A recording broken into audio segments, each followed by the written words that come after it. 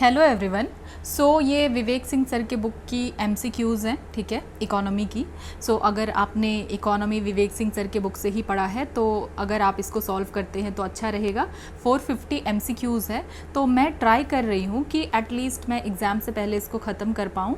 और रोज़ का ऐसा रहेगा कि हाफ़ एन आवर या 40 या 45 मिनट, ठीक है, या जितना भी टाइम है, तो आप 1.5x पे करके देख सकते हैं। और अगर साथ के साथ आप सॉल्व भी कर लें तो आपका इकोनॉमी का कॉन्सेप्ट जो है अच्छा हो जाएगा। और जैसा कि आपको पता है कि इकोनॉमी बहुत इंपॉर्टेंट है और काफ़ी ज़्यादा ये इम्पोर्टेंस होल्ड करता है, ठीक है। तो मैं इसको भी कवर करने का ट्राई कर रही हूँ। और वाइल सॉल्विंग जो एमसीक्यू मैं एक्सप्लेन करूँगी कॉन्सेप्ट्स को, ठीक है, क्योंकि बेसिकली इसका मकसद ये नहीं है कि आप कितने एमसीक्यू को सही कर पा रहे हैं। इसको लाने का क्या एम है, मेन एम ये है ताकि क्योंकि आपने ये बुक पढ़ रखा है तो अब अगर आप इसको सॉल्व करते हैं तो जो भी चीज़ आप भूल जा रहे हैं या कुछ प्रॉब्लम है वो इसके थ्रू सॉल्व हो जाएगा और आपका कॉन्सेप्ट जो है और बेटर हो जाएगा, ठीक है, क्योंकि इकोनॉमी का अच्छा खासा वेटेज है गाइज। तो फिर स्टार्ट करते हैं। अब मैं देखती हूँ अपने एंड से कितना हो पाता है। पॉलिटी ऑलरेडी हो गया है, साइंस एंड टेक हो चुका है, ठीक है, और जो है हिस्ट्री भी हो ही चुका है। तो अगर देखें तो जो इम्पॉर्टेंट में बचता है तो वो है इन्वायरमेंट, और कुछ अपडेट मुझे ज्योग्राफी का भी करना है, तो वो भी जल्दी मैं कर रही हूँ, ठीक है। आई थिंक अब मैं 10 दिन से ज़्यादा नहीं लूँगी ताकि लास्ट का 15 डेज़ आपको सिर्फ रिविज़न के लिए मिल जाए, ठीक है। और देन मैं आईआर की भी कुछ चीज़ों को कंप्लीट करूँगी, आईआर और मैपिंग का, और स्पेशली वो पीवाईक्यू बेस्ड ही होगा जो पीवाईक्यू में आ चुका है। देन पीवाईक्यू को सॉल्व करके हम डिटेल में उसको करेंगे, ठीक है। तो I am working on it और 2-3 दिन में वो भी आना स्टार्ट हो जाएगा, ठीक है। सो गाइज स्टार्ट करते हैं। और आप जितने भी आर पढ़ रहे हैं, ठीक है, अब अपने आर को आप इंक्रीज़ कीजिए क्योंकि अब यही 20 दिन रह गया है जहाँ पे हम मेहनत कर सकते हैं और अब हमें याद भी रहेगा, ठीक है। ठीक है, फिर स्टार्ट करते हैं।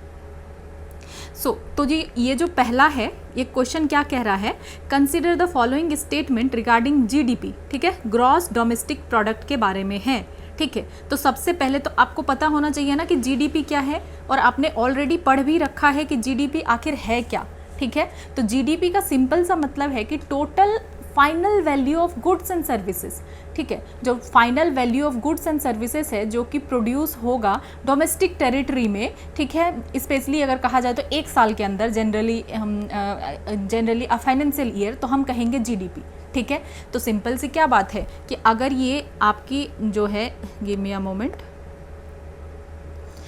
ये अगर एक इकोनॉमिक टेरिटरी है, ठीक है, और यहाँ पे जो भी चीज़ क्या हो रहा है, प्रोड्यूस हो रहा है, ठीक है, जो भी चीज़ यहाँ पे प्रोड्यूस हो रहा है, तो कहने का क्या मतलब है, final value of goods and services produce हो रहा है, ठीक है, विद इन 1 ईयर, ठीक है, with in a financial year. तो उसको जो भी हम कैलकुलेट करते हैं डोमेस्टिक टेरिटरी में, मतलब इसी टेरिटरी में जो भी बन रहा है। अब इसमें जीडीपी में ये मतलब नहीं है कि इसको कौन बना रहा है, क्या इसको फॉरेनर बना रहा है या कोई रेसिडेंट बना रहा है, वो नहीं देखा जा रहा है। जो भी फाइनल वैल्यू है गुड्स एंड सर्विसेज का उसको कैलकुलेट किया जाता है, ठीक है। तो सिंपल सी बात ये है, ये यहाँ तक तो हम जानते हैं कि इसको हम जीडीपी कहते हैं, ठीक है। आई डोंट थिंक कि इसमें आपको प्रॉब्लम है, ठीक है। उसके बाद अगर हम देखें तो जीडीपी को कैलकुलेट करने का कितना मेथड है, 3 मेथड है, ठीक है। 3 मेथड से हम जीडीपी को कैलकुलेट कर सकते हैं। तो एक होता है प्रोडक्ट और वैल्यू एडेड मेथड, ठीक है। तो इसमें क्या किया जाता है, वैल्यू ऐड किया जाता है और जो भी इंटरमीडिएट गुड्स होता है, ठीक है, इंटरमीडिएट गुड्स, तो उसको माइनस कर दिया जाता है। तो अगर आप सर की बुक देखेंगे तो उसमें जो एग्जाम्पल था वो फार्मर वाला और बेकर वाला, तो उसमें जो है आपको उस एग्जाम्पल को याद रखना है कि जो इंटरमीडिएट गुड्स है उसको माइनस कर दिया जाता है, ठीक है। और उसमें भी एक चीज़ आपको याद रखना है कि वैल्यू एडिशन इस चीज़ पर डिपेंड नहीं कर रहा है कि इस वीट को आप मार्केट में सेल कर रहे हैं या कंज्यूम कर रहे हैं। अगर आप कंज्यूम भी कर रहे हैं, ठीक है, या सेल कर रहे हैं, तब भी जा करके वो क्या हो जाएगा, वो कैलकुलेट होगा। तो फाइनल वैल्यू इसमें कैलकुलेट होगा, ठीक है, फाइनल वैल्यू कैलकुलेट होगा, final value of all goods produced, कि कितना गुड्स प्रोड्यूस हुआ। इंटरमीडिएट गुड्स को आप छांट देंगे, ठीक है, इंटरमीडिएट गुड्स को आप छांट देंगे। तो ये सिंपल हो गया आपका वैल्यू एडेड मेथड, ठीक है। उसके बाद एक्सपेंडिचर मेथड क्या होता है कि एक्सपेंडिचर मेथड में आप ये देखेंगे कि ये एक ऑल्टरनेटिव वे है और इसमें आप एक्सपेंडिचर साइड देखेंगे कि कितना खर्चा किया जा रहा है, ठीक है, इस खर्चे को काउंट किया जाएगा, ठीक है, किसको काउंट किया जाएगा, इस खर्चे को काउंट किया जाएगा। तो जो भी फोर्स, जो भी मतलब ऑल सेक्टर्स है इकोनॉमी का, और अल्टीमेटली वो क्या कर रहे हैं, कुछ तो परचेज कर रहे हैं ना, ठीक है। जो भी 4 सेक्टर्स इकोनॉमी का हम देखते हैं, जैसे कि हाउस होल्ड हो गया, ठीक है, देन गवर्नमेंट सेक्टर हो गया, देन प्राइवेट सेक्टर हो गया, देन एक्सटर्नल सेक्टर हो गया। तो यहाँ पे हम क्या देख रहे हैं, बेसिकली यहाँ पे हम खर्चा देख रहे हैं, एक्सपेंडिचर देख रहे हैं कि ये तो एक्सपेंडिचर करेंगे ना, ये जो खर्च करेंगे, तो जो खर्च करेंगे तो उसी को तो हम सारे खर्च को ही काउंट करेंगे। पहले वाले में हमने वैल्यू एडिशन को काउंट किया, यहाँ पे हम खर्चा को काउंट करेंगे कि कितना खर्चा किया जा रहा है। अगर आप सबके खर्चा को जोड़ ले तो आपका जीडीपी आ जाएगा, ठीक है। तो जैसे हाउस होल्ड सेक्टर है तो वो किस में स्पेंड करेगा, हाउस होल्ड सेक्टर कंजम्पशन करेगा, ठीक है, कंजम्पशन के लिए जो है स्पेंड करेगा, ठीक है। उसके बाद जो प्राइवेट सेक्टर है, ठीक है, प्राइवेट सेक्टर क्या करेगा, अगर प्राइवेट सेक्टर के इन्वेस्टमेंट को, तो house hold, give me a moment, ठीक है, तो इसको थोड़ा मैं क्लियर कर दूं।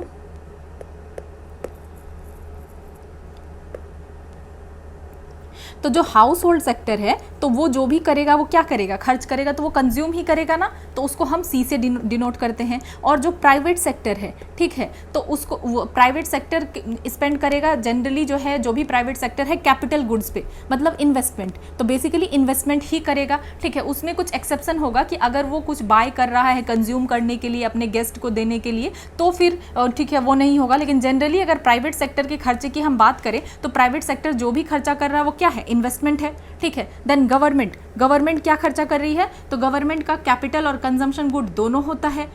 देन जो एक्सटर्नल सेक्टर है, ठीक है, जो एक्सटर्नल सेक्टर है वो कुछ तो परचेज करेगा ना हमारे इकोनॉमी से, जो कि हमारा बेसिकली एक्सपोर्ट है। तो उस एक्सपोर्ट को हम किससे डिनोट करेंगे, तो एक्स से डिनोट करेंगे। तो याद रहे यहाँ पे जो है एक्सपोर्ट होगा, इंपोर्ट नहीं होगा। इंपोर्ट को यहाँ पे अगर इंपोर्ट रहता है तो इंपोर्ट को माइनस किया जाता है, ठीक है। ये सब कुछ प्लस होगा और ये माइनस होगा, ठीक है। तो यहाँ पे आपको ये सारी चीज़ को याद रखना है कि ये जो सी है, आई है, जी है, तो ये सब क्या है, एक्सपेंडिचर है।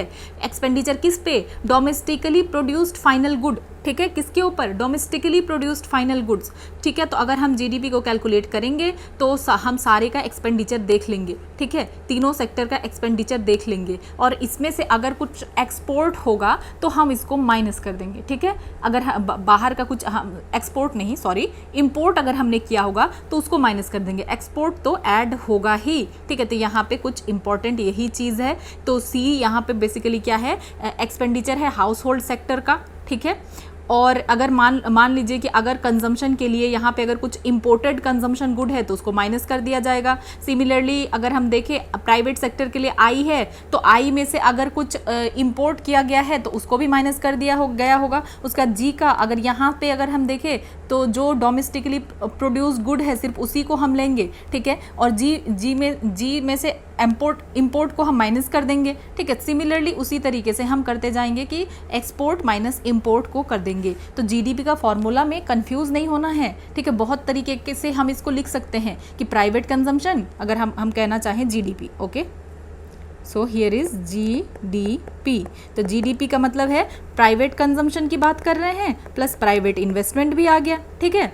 उसका अगर कुछ प्राइवेट कंजम्पशन किया गया या प्राइवेट इन्वेस्टमेंट हो गया, ठीक है। देन अब इसमें जो है गवर्नमेंट का इन्वेस्टमेंट हो गया प्लस गवर्नमेंट का कंजम्पशन हो गया, फिर एक्सपोर्ट हो गया और माइनस इंपोर्ट हो गया, सिंपल। अब अगर हम नेक्स्ट देखें कि और भी फॉर्मूला है, ठीक है, जीडीपी का, तो आप अगर ऐसा कहना चाहे कि private consumption plus government consumption, ठीक है, plus private investment plus government investment और एक्सपोर्ट माइनस इंपोर्ट, तो आप ये भी तो कह सकते हैं कि हाँ प्राइवेट कंजम्पशन है और गवर्नमेंट कंजम्पशन है, प्राइवेट इन्वेस्टमेंट है और गवर्नमेंट इन्वेस्टमेंट है, ठीक है। उसके बाद फिर जीडीपी को आप ऐसे भी कह सकते हैं कि total consumption plus total investment plus export minus import. तो यहाँ पे इस तरीके से आप करते हैं। उसके बाद एक इनकम मेथड भी होता है, ठीक है, इनकम मेथड भी होता है। तो इनकम मेथड में क्या होता है कि जो ऑल 4 फैक्टर ऑफ प्रोडक्शन है, तो ऑल 4 फैक्टर ऑफ प्रोडक्शन क्या क्या चीज़ था, ठीक है। तो जो भी ऑल 4 फैक्टर ऑफ प्रोडक्शन है उसमें आपको क्या करेंगे, आप इनकम को देखेंगे कि हर जगह से कितना इनकम आया। जैसे आपके पास वेजेस कितना आया, ठीक है, आपके पास रेंट कितना आया, ठीक है, आपके पास इंटरेस्ट कितना आया और आपके पास प्रॉफिट कितना आया, तो आप क्या करेंगे, जितना भी रेवेन्यू अर्न किया गया था सबको आप जोड़ देंगे। मतलब इनकम वाले में क्या होगा कि जितना भी रेवेन्यू अर्न किया गया था चारों जो है 4 फैक्टर से, आप सबको उसको जोड़ देंगे तो आपका आ जाएगा। तो सिंपली आप कह सकते हैं ना कि जीडीपी के बराबर क्या हो गया कि जो भी प्रॉफिट अर्न किया गया है सारे फर्म के द्वारा, जो भी इंटरेस्ट रिसीव किया गया है, ठीक है, बाय ऑल कैपिटल डिप्लॉयड, ठीक है, जो भी कैपिटल बनाया है उसके लिए इंटरेस्ट जो रिसीव हुआ है, या जो भी रेंट रिसीव हुआ है नेचुरल रिसोर्सेज से, या जो भी वेजेस अर्न हुआ है, सारे लेबर ने जो भी वेजेस को कमाया है, ठीक है। तो जीडीपी का मतलब आपका क्या हो गया यहाँ पे इनकम मेथड से। अगर आप कहना चाहिए कि जीडीपी है क्या, तो profit plus interest plus rent plus wages. तो आप कितने तरीके से जीडीपी को लिख सकते हैं, तो काफ़ी सारे तरीके से आप जीडीपी के बारे में कह सकते हैं कि आखिर जीडीपी है क्या। तो अब आते हैं अपने क्वेश्चन पे, ठीक है। तो मैंने इसको बहुत ही ज़्यादा, मतलब मैं क्या बोलूँ, मैंने डिटेल में बता दिया, ठीक है, क्योंकि ये इंपॉर्टेंट है ना, तो आप कंफ्यूज हो सकते हैं, मे बी आपका ये क्वेश्चन भी गलत बना होगा, ठीक है। तो देखते हैं यहाँ क्या कहा जा रहा है। जीडीपी का मतलब है सम टोटल, यहाँ इसमें कहा जा रहा है sum total of domestic final consumption and investment expenditure, ठीक है। तो यहाँ पे क्या है, डोमेस्टिक फाइनल कंजम्पशन जो कि हमने कहा, ठीक है, plus investment expenditure plus net of export and import. अब यहाँ गलत है, ठीक है, नेट यहाँ एक्सपोर्ट तक सही था लेकिन यहाँ इंपोर्ट लगा के गलत हो गया, क्योंकि यहाँ पे हम जब जोड़ ही रहे हैं डोमेस्टिक फाइनल कंजम्पशन को, यहाँ पे टोटल तो नहीं कहा जा रहा है डोमेस्टिक। यहाँ पे अगर सम टोटल होता, sum total of final consumption, तो सही होता ये, लेकिन क्योंकि यहाँ पे डोमेस्टिक लगा हुआ है, तो जब डोमेस्टिक ही है तो आप इसमें इंपोर्ट कहाँ से माइनस करेंगे, ठीक है। आपने यहाँ पे इंपोर्ट का तो लिखा ही नहीं है ना, यहाँ डोमेस्टिक है तो आप इंपोर्ट यहाँ पे कहाँ से माइनस करेंगे, इसीलिए ये गलत हो जाता है। देन दूसरा अगर आप देखें, it is sum total of final domestic consumption, ठीक है, फाइनल डोमेस्टिक कंजम्पशन है और इन्वेस्टमेंट है, ठीक है, प्लस अब इसमें इन्वेस्टमेंट एक्सपेंडिचर प्लस एक्सपोर्ट। तो अब ये सही है, क्योंकि जब हम फाइनल डोमेस्टिक कंजम्पशन को जब हम ये कर रहे हैं, ठीक है, फाइनल डोमेस्टिक कंजम्पशन को ही सिर्फ हम देख रहे हैं, तो यहाँ इंपोर्ट की तो ज़रूरत ही नहीं है ना। जब आपने कुछ इंपोर्ट ही नहीं किया तो आप इंपोर्ट को माइनस क्यों करेंगे, ठीक है, सिंपल सी ये बात है। बस थोड़ा सा ये यहाँ आप कंफ्यूज हो सकते हैं। देन दूसरा अगर हम देखें तो दूसरा क्या कहा जा रहा है, इट इज़ सम तीसरा, it is the sum total of final consumption, ठीक है, and investment expenditure plus net of export and import. अब यहाँ पे आप देखिए कि यहाँ पे क्या कहीं डोमेस्टिक की बात करी गई है, नहीं ना। यहाँ पे क्या कहा जा रहा है, sum total of final consumption and investment expenditure plus net of export and import. तो ये बिल्कुल सही है, ठीक है, इसीलिए 2 और 3 सही है। अब चौथा देख लेते हैं, तो it is the sum total of final consumption and investment, ठीक है, इन्वेस्टमेंट एक्सपेंडिचर प्लस एक्सपोर्ट। तो भाई जब हमने सारा इनकम को काउंट किया तो अब इसमें जो है हम इंपोर्ट भी तो माइनस करेंगे ना। यहाँ पे हमने इंपोर्ट को क्यों नहीं माइनस किया, क्योंकि ये फाइनल डोमेस्टिक कंजम्पशन था, ठीक है, क्या था, final domestic consumption. I hope कि मतलब ठीक है आपको समझ में आ रहा होगा, इसमें ज़्यादा परेशानी वाली बात नहीं है। तो आप सिंपल ही समझिए ना कि जब आपने इंपोर्ट किया ही नहीं, आप डोमेस्टिक कंजम्पशन के बारे में बोल रहे हैं, तो आप डोमेस्टिक कंजम्पशन डोमेस्टिक इन्वेस्टमेंट के बारे में बोल रहे हैं, तो आप इंपोर्ट माइनस क्यों करेंगे। यहाँ पे देख रहे हैं आप, सीधा देख पा रहे होंगे कि यहाँ पे सीधा कहा जा रहा है कि sum total of final consumption, ठीक है, सम टोटल। यहाँ डोमेस्टिक तो है नहीं, तो जब डोमेस्टिक नहीं है, सारा फाइनल कंजम्पशन हम देख रहे हैं, तो भाई हम इसमें इंपोर्ट को माइनस करेंगे ना। तो दैट्स ये जो है यही चीज़ है, ठीक है। इसके लिए ये आंसर क्या सही होगा, 2 और 3 ओनली, ठीक है। यहाँ पे कोई आपको सीखने वाली बात है ना, कोई एलिमिनेशन सीखने की बात है, कुछ भी नहीं, ठीक है। आपको जस्ट यहाँ कॉन्सेप्ट सीखना है, कॉन्सेप्ट को बिल्ड करना है, ठीक है। अब हम दूसरा देखते हैं, ठीक है, कि if India is experiencing economic growth, तो अगर इंडिया इकोनॉमिक ग्रोथ को एक्सपीरियंस कर रही है तो विच of the following statement must hold true. तो फिर कौन सा इसमें से सही होगा। अगर इंडिया एक्सपीरियंस कर रही है इकोनॉमिक ग्रोथ को, तो रियल जीडीपी विल इंक्रीज, यहाँ कहा जा रहा है। दूसरा कहा रहा है नॉमिनल जीडीपी विल इंक्रीज, ठीक है। तीसरा कहा जा रहा है rate of growth of real GDP will increase, ठीक है, rate of growth of real GDP. और चौथा इंक्रीज इन एम्प्लॉयमेंट जनरेशन, ठीक है। तो अगर आप इसको समझना चाहें कि अगर इंडिया इकोनॉमिक ग्रोथ एक्सपीरियंस कर रहा है तो कौन सा स्टेटमेंट मस्ट होल्ड ट्रू, तो यहाँ मस्ट लगा दिया गया है कि इसमें से क्या चीज़ है जो होगा ही होगा, ठीक है। तो इसलिए जो है यहाँ पे आंसर आएगा सिर्फ ओनली 1, ठीक है, 1 ओनली आएगा, ठीक है। तो रियल जीडीपी जो है ये क्या करता है, रियल जीडीपी ग्रोथ ये मेज़र करता है ग्रोथ इन क्वांटिटी, ठीक है। हमने जब रियल जीडीपी के बारे में पढ़ा था, या आप जब क्लास में देखेंगे, ठीक है, तो आप क्या देखेंगे कि रियल जीडीपी का मतलब है कि कितना ग्रोथ जो है हो रहा है क्वांटिटी में, ठीक है। तो अगर आप सपोज़ ये सोचे कि आपने पिछले साल बनाया था सपोज़ 12, ठीक है, और आप पिछले साल से आज कंपेयर करें कोई भी चीज़, ठीक है, और इस साल अगर वो 14 बना है, तो यहाँ रियल जीडीपी क्या हो रहा है, हमारा बढ़ रहा है ना। अगर पिछले साल से इस साल कंपेयर करें तो हमारा रियल जीडीपी बढ़ रहा है। तो यहाँ सिर्फ क्वांटिटी देखा जा रहा है कि कितना क्वांटिटी प्रोड्यूस हो रहा है, कितना क्वांटिटी हमारा बढ़ रहा है, ठीक है। लेकिन जब नॉमिनल जीडीपी की बात करते हैं तो नॉमिनल जीडीपी मेज़र करता है ग्रोथ इन वैल्यूज़, ठीक है। तो उसमें क्वांटिटी भी होता है और प्राइस भी होता है, क्वांटिटी को भी देखा जाता है और प्राइस को भी देखा जाता है। तो इसीलिए जो है कभी कभी क्या होता है कि हम जब भी देखेंगे नॉमिनल जीडीपी में, तो ये हमेशा हमें ज़्यादा ही देखने के लिए मिलेगा नॉमिनल जीडीपी। तो इसीलिए आपको इस चीज़ को याद रखना है कि रियल जीडीपी ही जो है सही मतलब इंक्रीज होगा, और जब आपका रियल जीडीपी इंक्रीज होगा तो आप कह सकते हैं कि हाँ आपका जो है जीडीपी तो फिर आप कह सकते हैं कि आपका इकोनॉमिक ग्रोथ हो रहा है। तो इसका आंसर सिर्फ यही क्यों है, क्योंकि हमने डिटेल में इसको पढ़ा भी हुआ है कि रियल जीडीपी में क्या हो रहा है। अगर हम कैलकुलेट करना चाहते हैं इंडियन का रियल जीडीपी, तब हम क्वांटिटी देखेंगे ना कि कितना क्वांटिटी प्रोड्यूस हुआ, ठीक है, और बेस ईयर के अकॉर्डिंग हम देखेंगे कि क्वांटिटी कितना प्रोड्यूस हुआ। अगर बेस ईयर में सपोज 12 था तो अभी 14 प्रोड्यूस हुआ, ठीक है, ऐसा है। तो यहाँ हम क्या देख पा रहे हैं कि हाँ बढ़ रहा है, इकोनॉमिक ग्रोथ हो रहा है, ठीक है। लेकिन अगर हम नॉमिनल जीडीपी को कैलकुलेट करते हैं तो इसमें हम क्वांटिटी को भी लेंगे और मार्केट प्राइस को भी लेंगे, ठीक है। किसको लेंगे, क्वांटिटी को भी लेंगे और मार्केट प्राइस को भी लेंगे। तो इससे क्या होगा, ठीक है, तो नॉमिनल जीडीपी में इन्फ्लेशन का भी तो इफेक्ट हो सकता है। सपोज आप ये सोच सकते हैं कि जैसे रियल जीडीपी तो बढ़ रहा है, लेकिन यहाँ पे अगर आप देखें कि क्वांटिटी तो ठीक है बढ़ रहा है, लेकिन अगर सपोज इकोनॉमी में क्या है, अभी डिफ्लेशन चल रहा है, ठीक है। अगर डिफ्लेशन चल रहा है तो इसका क्या मतलब है कि क्वांटिटी के बढ़ने के बाद भी आपका नॉमिनल जीडीपी तो नहीं बढ़ेगा ना। सब आप इसको सिंपली समझिए कि नॉमिनल जीडीपी में हम क्या देख रहे हैं, प्राइस भी देख रहे हैं, ठीक है। क्या देख रहे हैं, प्राइस भी देख रहे हैं और क्वांटिटी भी देख रहे हैं। तो सपोज क्वांटिटी तो हमारा बढ़ा है, क्योंकि प्राइस घट गया है इसीलिए हमारा नॉमिनल जीडीपी नहीं बढ़ रहा है, इसीलिए ये दूसरा ऑप्शन तो गलत हो जा रहा है, ठीक है। देन तीसरा ऑप्शन जो है ये क्या है कि rate of growth of real GDP will increase, rate of growth of real GDP ये जो है बढ़ेगा। तो यहाँ पे क्या होगा, रियल जीडीपी का क्या मतलब, अगर रियल जीडीपी बढ़ा तो ग्रोथ हो रहा है, ठीक है। और ग्रोथ रेट का क्या मतलब है कि ग्रोथ रेट का मतलब है कि कितने परसेंट से हो रहा है। तो सपोज अगर आप सोचें कि लास्ट ईयर जो है 6% से बढ़ा था और इस ईयर जो है 4% से बढ़ा था, तो यहाँ पे क्या है कि जो है रेट ऑफ ग्रोथ जो है रियल जीडीपी का तो वो तो हो ही रहा है ना, ठीक है। ग्रोथ रेट तो डिक्रीज हुआ है, क्या देख पा रहे हैं हम यहाँ पे कि ग्रोथ रेट तो डिक्रीज हुआ है लेकिन जीडीपी स्टिल इंक्रीज हो रहा है। मतलब ठीक है, पहले 6% से हो रहा था, अभी 4% से हो रहा है, ठीक है। सपोज पिछले साल जीडीपी 6% से ग्रो कर रहा था, इस साल 4% से ग्रो कर रहा है, लेकिन फिर भी यहाँ पे क्या हो रहा है कि यहाँ जीडीपी बढ़ रहा है। तो इसीलिए ये कंडीशन नहीं है, ठीक है। मतलब क्या है कि अगर रेट ऑफ ग्रोथ डिक्रीज भी कर गया फिर भी तो हमारा जीडीपी बढ़ रहा है ना। 6% से बढ़ रहा था लेकिन अभी 4% से बढ़ रहा है, तो ये हो गया कंडीशन दूसरा, तीसरा वाला।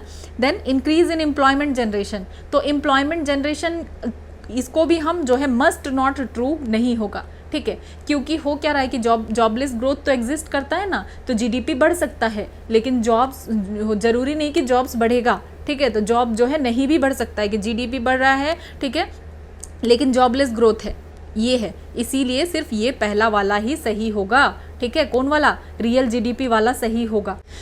मैं इसको इतना इसलिए एक्सप्लेन कर रही हूँ, मैं चाहूँ तो सिर्फ आपको आंसर बता सकती हूँ कि ठीक है रियल जीडीपी बढ़ेगा, लेकिन यहाँ पे concept building is the focus, इस वजह से। तो इसलिए आपको इस चीज़ को समझना है कि तीसरा वाला भी गलत है कि rate of growth of real GDP will increase. तो अगर किसी इकोनॉमी में क्या हो रहा है कि अगर कैसे बढ़ रहा है, जैसे अगर किसी भी बेस ईयर से हम कंपैरिजन करें तो नेक्स्ट ईयर अगर हम देख पा रहे हैं कि 11% से बढ़ रहा है, देन फिर उसके बाद क्या हो गया, फिर 10% से बढ़ रहा है, ठीक है। देन उसके बाद देखें तो 4.6% से बढ़ रहा है। तो यहाँ पे आप क्या देख पा रहे हैं कि बढ़ रहा है, लेकिन जो है ये रेट ऑफ ग्रोथ क्या हो गया, ये कम हो गया। पहले अगर 11 था तो 10 हो गया, देन 4.6 हो गया। तो क्या आप ये कहेंगे कि आपका जो है जीडीपी क्या हो रहा है, घट रहा है?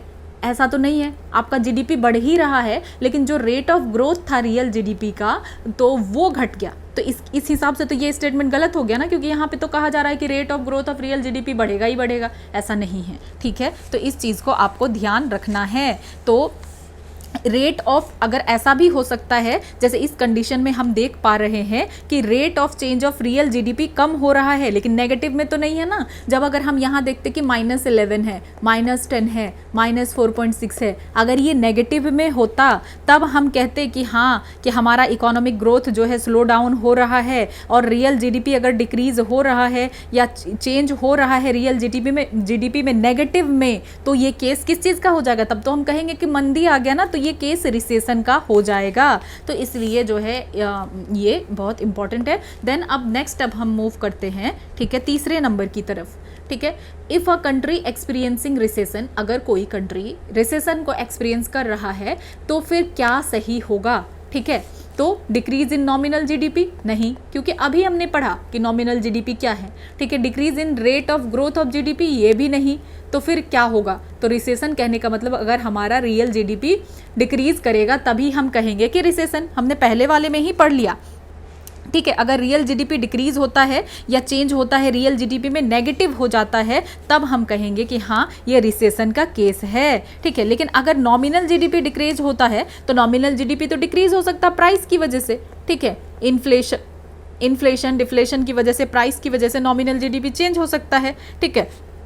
तो हो सकता है कि नॉमिनल जीडीपी डिक्रीज हो गया प्राइस की वजह से, लेकिन अगर रियल जीडीपी इंक्रीज कर रहा है, ठीक है, तो मतलब तो हम क्या कहेंगे कि जीडीपी बढ़ रहा है, ठीक है। और ग्रोथ रेट भी अगर डिक्रीज कर रहा है, ठीक है, ग्रोथ रेट भी डिक्रीज कर रहा है, फिर भी हम कहेंगे कि नहीं, हमारा जीडीपी जो है इंक्रीज हो सकता है। तो यहाँ सारा का सारा जो चीज़ डिपेंड किसके ऊपर करता है? रियल जीडीपी के ऊपर, क्योंकि आप जीडीपी में देख ही क्या रहे हैं कि कितना गुड्स एंड सर्विसेज प्रोड्यूस हो रहा है। तो जब रियल जीडीपी सिर्फ क्वांटिटी के ऊपर बात कर रहा है कि अगर पहले 15 बनता था, अभी 20 बन रहा है, ठीक है, तो अगर हम देखें कि 15 बनता था लेकिन इस बार 17 बन रहा है, मतलब हुआ क्या? जैसे सपोज ये कोई क्वांटिटी है, पहले 15 बना, देन नेक्स्ट ईयर ये 20 बन गया, देन उसके बाद नेक्स्ट ईयर ये 17 बन गया। तो यहाँ पे हम देख रहे हैं कि जो ग्रोथ रेट है ये थोड़ा कम हुआ है, लेकिन क्या माइनस है क्या जीडीपी? नहीं है ना माइनस। अगर ये फिर हो जाता 13 तो हम कहते कि अच्छा 15 था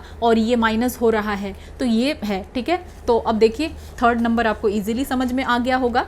देन अब नेक्स्ट हम मूव करते हैं फोर्थ नंबर की तरफ, और अब हम देखते हैं कि नेशनल इनकम के बारे में है। ये national income of a country या इंडिया की ही बात हो रही है, is equal to which of the following. तो ये किसके बराबर है?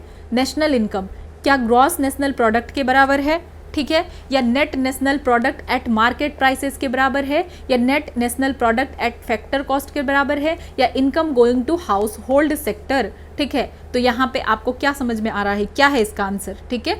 तो इसका आंसर है बी। सो नेशनल इनकम क्या है? अगर आप देखना चाहें, आपने ऑलरेडी पढ़ा होगा, तो नेशनल इनकम कहने का मतलब है कि नेट नेशनल इनकम भी आप कह सकते हैं नेशनल इनकम को सिंपली, ठीक है, या आप नेट नेशनल प्रोडक्ट भी कह सकते हैं। तो जब आप कह रहे हैं एनएनपी, नेट नेशनल प्रोडक्ट, तो आप क्या करेंगे इसमें कि जीएनपी में ग्रॉस नेशनल प्रोडक्ट में से जब आप डेप्रीसिएशन को माइनस करेंगे तो एनएनपी आपके पास आ जाएगा। तो नेशनल इनकम आपका क्या हुआ? नेट नेशनल इनकम या net national product. Net national product आपको कब मिलेगा? जब आप जो है जीएनपी में से डेप्रीसिएशन को माइनस करेंगे तो आपको नेट नेशनल प्रोडक्ट मिलेगा, ठीक है।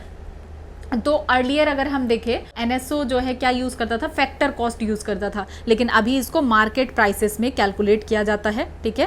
तो नेट नेशनल प्रोडक्ट एट जो है ये वाला ऑप्शन, ठीक है, बी सही होगा, net national product at market price. National income आखिर आप काउंट कैसे करते हैं, ठीक है। तो इसको आप आखिर काउंट कैसे करते हैं? तो आप करते क्या हैं कि सबसे पहले तो आपके पास जीडीपी आ गया, तो आप जीडीपी एट मार्केट प्राइसेस, तो फिर आप करते क्या हैं, इसमें से आप ऐड कर देते हैं नेट फैक्टर, ठीक है, इनकम फ्रॉम एब्रॉड, ठीक है, इसको आप ऐड कर देते हैं। मतलब क्या होता है कि जो बाहर के लोग आके इंडिया में अर्न कर रहे हैं उसको आप माइनस कर देंगे, और जो इंडिया के लोग बाहर में कमा रहे हैं आप उसको प्लस कर देंगे, ठीक है। तो फिर आपको क्या मिल जाएगा? तो ग्रॉस नेशनल प्रोडक्ट आपको मिल जाएगा, ठीक है। डोमेस्टिक प्रोडक्ट से अब आपको नेशनल प्रोडक्ट मिल गया, ठीक है, ग्रॉस नेशनल प्रोडक्ट आपको मिल गया, ठीक है। देन आप क्या करेंगे, एनएनपी पे आप कैसे आएंगे, तो इसी ग्रॉस नेशनल प्रोडक्ट से आप डेप्रिसिएशन को माइनस कर देंगे तो आपको एनएनपी मिल जाएगा, ठीक है। तो सिंपल सी बात है, national income is equal to net national income या नेट नेशनल प्रोडक्ट, ठीक है। तो NFIA को याद रखना है और ये सब चीज़ आप पढ़ चुके हैं और आपको पता भी है, ठीक है। अब देखते हैं नेक्स्ट, अब जो है 5वां क्वेश्चन, इसको सॉल्व करते हैं। आई थिंक मैंने कुछ ज़्यादा ही टाइम ले लिया, बट ठीक है, क्योंकि कॉन्सेप्ट समझ रहे हैं हम। तो अब समझते हैं which of the following statements are true regarding gross national income. तो ग्रॉस नेशनल इनकम के रिगार्डिंग क्या क्या सही है, ठीक है। ग्रॉस द नेशनल इनकम की हम बात कर रहे हैं। It is the income earned bye countries resident, ठीक है। क्या कहा जा रहा है कि ये इनकम है जिसको कि अर्न किया गया है कंट्री के रेसिडेंट के द्वारा, तो ये बिल्कुल सही बात है। डेफिनेटली नेशनल इनकम आप क्या देखते हैं कि कंट्री के जो रेसिडेंट क्या कमा रहे हैं, आपको उसी से मतलब है ना, आप डोमेस्टिक नहीं देख रहे कि यहाँ पे कौन कमा के गया और नहीं, ठीक है। आप सिर्फ यहाँ ये देख रहे हैं कि रेसिडेंट ने क्या कमाया, तो ये बिल्कुल सही है।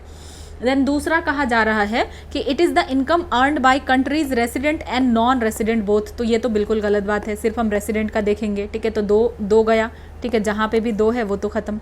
Then it is calculated at market price by NSO, तो ये बिल्कुल सही बात है कि इसको NSO के द्वारा ही कैलकुलेट किया जाता है, ठीक है। देन चौथा कहा जा रहा है it is equal to GDP plus export minus import, कि GDP में आप क्या कर रहे हैं, एक्सपोर्ट माइनस इंपोर्ट, तो ऐसा तो कुछ भी नहीं है, ये तो गलत है। तो इसका आंसर हो जाता है 1 और 3, ठीक है। ये बिल्कुल गलत है कि आप GDP में क्या कर रहे हैं, प्लस एक्सपोर्ट माइनस इंपोर्ट कर रहे हैं, नहीं, ऐसा करने से थोड़ी ना आ जाता है आपके पास, ठीक है। तो आप यहाँ पे GDP में क्या करते हैं, आप net factor income from abroad जो है वो देखते हैं, ठीक है, ये चीज़ है। देन आपको मिलता है जो है ग्रॉस नेशनल इनकम, ठीक है, ग्रॉस। और फिर जब इसमें से आप डेप्रिसिएशन को माइनस कर देंगे तो आपको नेट मिल जाएगा, नेट नेशनल इनकम मिल जाएगा। तो जो ये ग्रॉस नेशनल इनकम है, ये है क्या, तो ये इनकम है जो अर्न किया गया है इंडियन रेसिडेंट के द्वारा, ठीक है, चाहे कि वो इंडिया में कमाए या अब्रॉड में कमाए। और ग्रॉस नेशनल इनकम जो है इंक्लूड नहीं करता है नॉन रेसिडेंट का पैसा, NRIs का पैसा ये इंक्लूड नहीं करता है। तो ये सिंपल सी बात है कि GDP plus net factor income from abroad. तो आप ग्रॉस नेशनल इनकम पे कैसे आएंगे, तो gross national income is equal to GNP, ठीक है। तो GDP में से आप नेट फैक्टर इनकम अब्रॉड करेंगे, आपको मिल जाएगा, सिंपल सी बात है, ठीक है। देन अब हम 6 नंबर देखते हैं, ठीक है। सो 6 नंबर में क्या कहा जा रहा है, product taxes and production taxes both are included as a part of GDP calculation, ठीक है, हमने पढ़ा है। Definitely product tax and production taxes को इंक्लूड किया जाता है। देन फिर कहा जा रहा है net factor income from abroad is equivalent to net export and import. क्या आपको कहीं से भी लग रहा है कि ये सही है, ठीक है, इसका आंसर सिर्फ 1 ओनली है, ठीक है, ये बिल्कुल भी गलत बात है। तो GDP कैलकुलेशन का मेथोडोलॉजी अगर देखें तो 2015 से स्लाइटली यहाँ पे चेंज हुआ है, ठीक है, क्या हुआ है, स्लाइटली चेंज हुआ है। तो इसमें 2 तरीके से कैलकुलेट किया जा सकता है, एक तो GVA बेसिक प्राइसेस पे भी किया जा सकता है, ठीक है, GVA बेसिक प्राइसेस, ठीक है। तो इसमें क्या होगा, ये होगा GVA एट फैक्टर कॉस्ट, ठीक है, plus production taxes minus production subsidies. GBA factor cost पे होगा, फिर इसमें प्रोडक्शन टैक्सेस होगा और माइनस प्रोडक्शन सब्सिडीज़ होगा, ठीक है। तो ये एक तरीका है। देन GDP, ये तो GVA बेसिक प्राइसेस पे हमने किया। देन जो हम GDP को कैलकुलेट करते हैं मार्केट प्राइसेस पे, ठीक है, तो इसमें आ जाएगा मार्केट प्राइसेस पे जब हम कैलकुलेट करते हैं ना, तो ये GVA बेसिक प्राइसेस वाला आ ही जाता है, ठीक है, GVA बेसिक प्राइसेस ये आ गया, ठीक है, प्लस प्रोडक्ट टैक्सेस। अब इसमें जो है ना प्रोडक्शन टैक्सेस नहीं है, इसमें प्रोडक्ट टैक्सेस है, ठीक है, प्रोडक्ट टैक्सेस, ठीक है, माइनस प्रोडक्ट सब्सिडीज़। तो इसमें आपको कंफ्यूज नहीं होना है, जब मार्केट प्राइसेस में करेंगे तो यहाँ पे आपका product taxes and product subsidies होगा। और जब GVA बेसिक प्राइसेस पे देखते हैं तो ये सही बात है, production taxes minus production subsidies, तो ये कहा जा रहा है, ठीक है।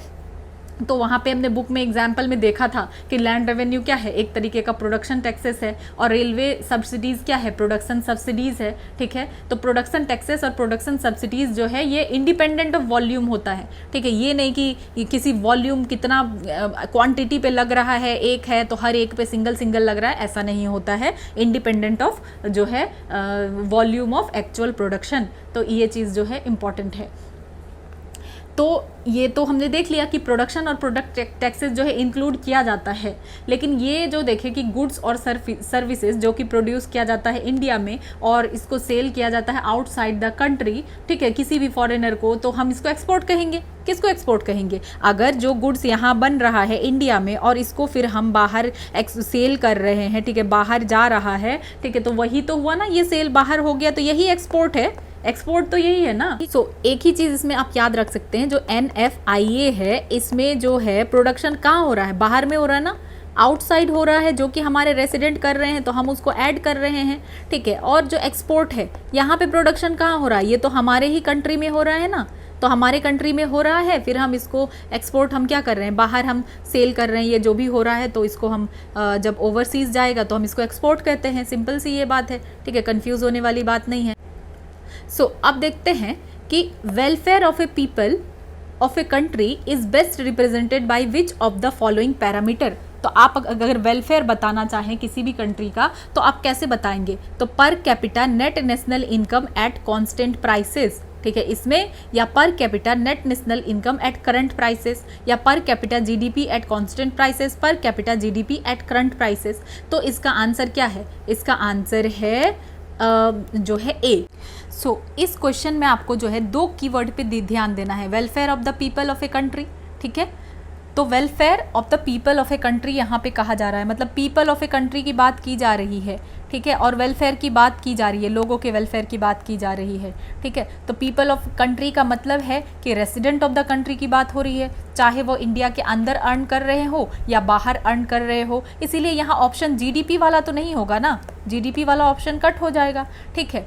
तो जीडीपी वाला ऑप्शन नहीं होगा, लेकिन ये नेशनल इनकम वाला होगा, क्योंकि जीडीपी क्या दिखाता है? सिर्फ डोमेस्टिक प्रोडक्शन को बताएगा, रेसिडेंट का इनकम तो नहीं बताएगा, ठीक है।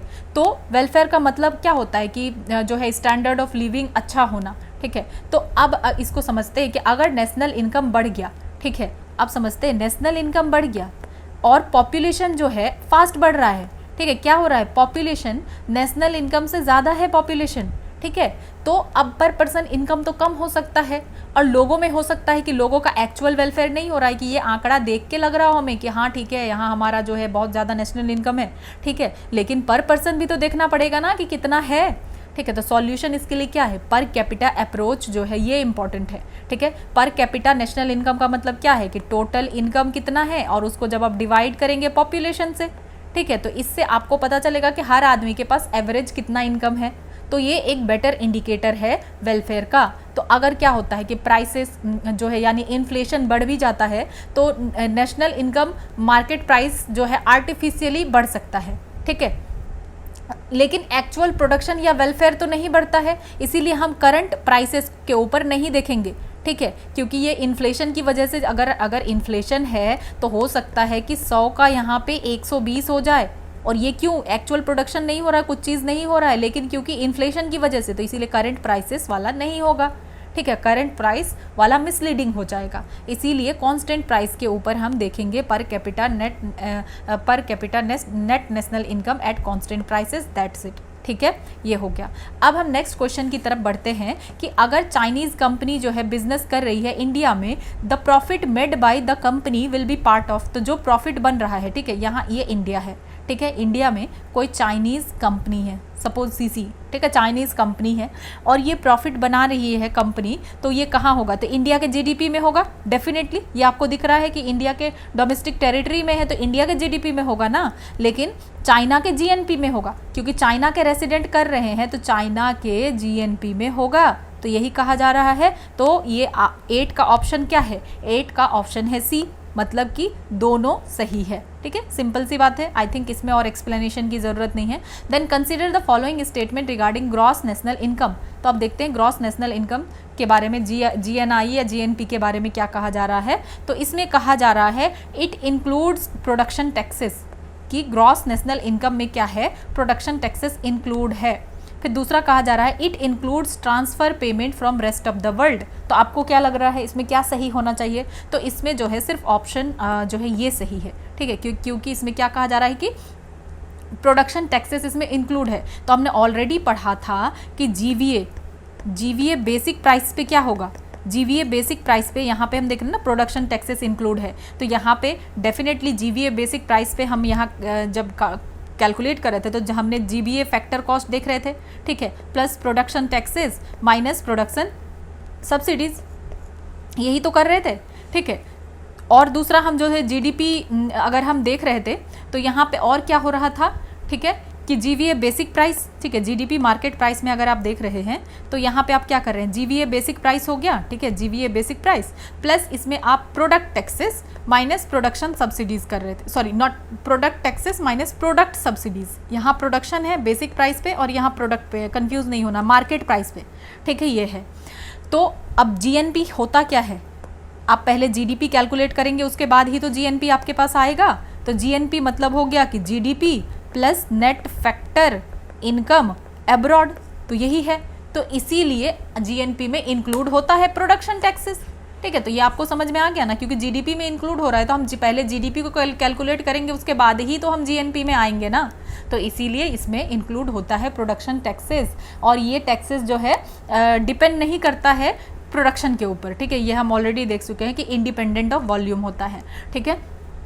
और सिंपल सी बात है, और जो दूसरा वाला है ये तो हमने देख लिया कि ये सही है। अब जो ये दूसरा वाला कहा जा रहा है तो it includes transfer payment from rest of the world, ठीक है, ट्रांसफर पेमेंट को इंक्लूड करता है। तो जब हम नेट फैक्टर इनकम अब्रॉड को अगर हम देखते हैं तो हम यहाँ पे क्या देखते हैं कि यहाँ पे कोई भी फ्री ट्रांसफर नहीं आता है, यहाँ पे आपको वही पैसा आता है, 4 फैक्टर ऑफ प्रोडक्शन से पैसा आ रहा है ना, कि आप कुछ कर रहे हैं उसके बदले में आपके पास पैसा आ रहा है। तो ट्रांसफर पेमेंट क्या होता है कि आपका वन साइडेड ट्रांजेक्शन है, ये बिना कुछ किए आपको कहीं से गिफ्ट या कोई चीज़ या कुछ भी मिल रहा है, तो ये ट्रांसफर पेमेंट है, तो ये तो कैलकुलेट नहीं होता है, ठीक है। लेकिन ये जो है कैलकुलेट कहाँ होगा, आपको ये पैसा मिल गया, आपने कुछ नहीं किया फिर भी मिल गया, तो आपका इनकम में ये काउंट नहीं हो रहा है, ठीक है। लेकिन मतलब किस में काउंट नहीं हो रहा है, आप इसको जीएनपी में काउंट नहीं कर रहे हैं, ठीक है, लेकिन आप क्या कर रहे हैं इसको, ये आपके डिस्पोजेबल इनकम में काउंट होगा, ठीक है, डिस्पोजेबल इनकम में काउंट होगा, ग्रॉस नेशनल डिस्पोजेबल इनकम में काउंट होगा। मतलब क्या है कि अब आपके पास ये पैसा आ गया 4 फैक्टर ऑफ इनकम से नहीं, बल्कि ऐसे ही आपके पास आ गया। अब अगर आपके पास ये पैसा है, गवर्नमेंट से मिल रहा है, कहीं से मिल रहा है, तो क्या आप उसको खर्च नहीं करेंगे क्या? तो अगर आप उसको खर्च करेंगे तो इसीलिए वो उसमें ऐड होगा, डिस्पोजेबल इनकम में ऐड होगा, ग्रॉस नेशनल डिस्पोजेबल इनकम में ऐड होगा, लेकिन ये ग्रॉस नेशनल प्रोडक्ट में ऐड नहीं होगा, ठीक है। आई थिंक ये आपको समझ में आ गया होगा। तो बहुत जो है काफ़ी सारा कॉन्सेप्ट इन क्वेश्चंस में आपको देखने के लिए मिल रहा है। देन अब देखते हैं कि इन्वेस्टमेंट के बारे में, ठीक है, कि इन्वेस्टमेंट हम किसको कहेंगे, इससे आपको पता चल जाएगा। और इन्वेस्टमेंट से रिलेटेड यूपीएससी में भी क्वेश्चन आता है। तो जो है इन्वेस्टमेंट क्या है, ठीक है, तो यहाँ पे कहा जा रहा है प्रोडक्शन ऑफ कंजम्पशन गुड। अगर आप कंजम्पशन गुड को प्रोड्यूस कर रहे हैं तो क्या ये इन्वेस्टमेंट है? बिल्कुल भी नहीं, ठीक है, नहीं है ना। Then production of capital goods, तो डेफिनेटली अगर आप कैपिटल गुड को प्रोड्यूस कर रहे हैं तो ये क्या है, ये इन्वेस्टमेंट है। सर्विसेज का प्रोडक्शन, ठीक है, तो क्या सर्विसेज का प्रोडक्शन आएगा? नहीं। Buying and selling of shares आएगा? नहीं। तो इन्वेस्टमेंट का मतलब वही है कि आप कितना कैपिटल गुड्स प्रोड्यूस कर रहे हैं। Capital goods is equal to investment. तो जो ये वैल्यू ऑफ कैपिटल गुड जो कि प्रोड्यूस हो रहा है उसी को कहा जाता है इन्वेस्टमेंट, ठीक है। तो जो प्रोडक्शन अगर किया जाए कंजम्पशन गुड का या सर्विसेज का, ये सब कुछ इन्वेस्टमेंट नहीं है, ठीक है। Buying and selling of shares जो है एक पर्सन से दूसरे पर्सन को, तो ये भी तो इन्वेस्टमेंट नहीं है, ठीक है। तो जब आप बाय और सेल कर रहे हैं शेयर को, तो यहाँ पे क्या हो रहा है, सिर्फ ऑनरशिप चेंज हो रहा है और कुछ तो नहीं हो रहा है। तो आपको याद रखना है जब भी हम इन्वेस्टमेंट की बात करें, that is production of capital good, कि आप कितना प्रोडक्शन ऑफ कैपिटल गुड कर रहे हैं, ठीक है, उसी से होता है इन्वेस्टमेंट। और आप इन्वेस्ट कब करेंगे? जब आपके पास सेविंग होगा। इन्वेस्टमेंट के बारे में हम डिटेल में जान ही चुके हैं और थोड़ा देख लेते हैं। तो आखिर इन्वेस्टमेंट हम कहेंगे किसको?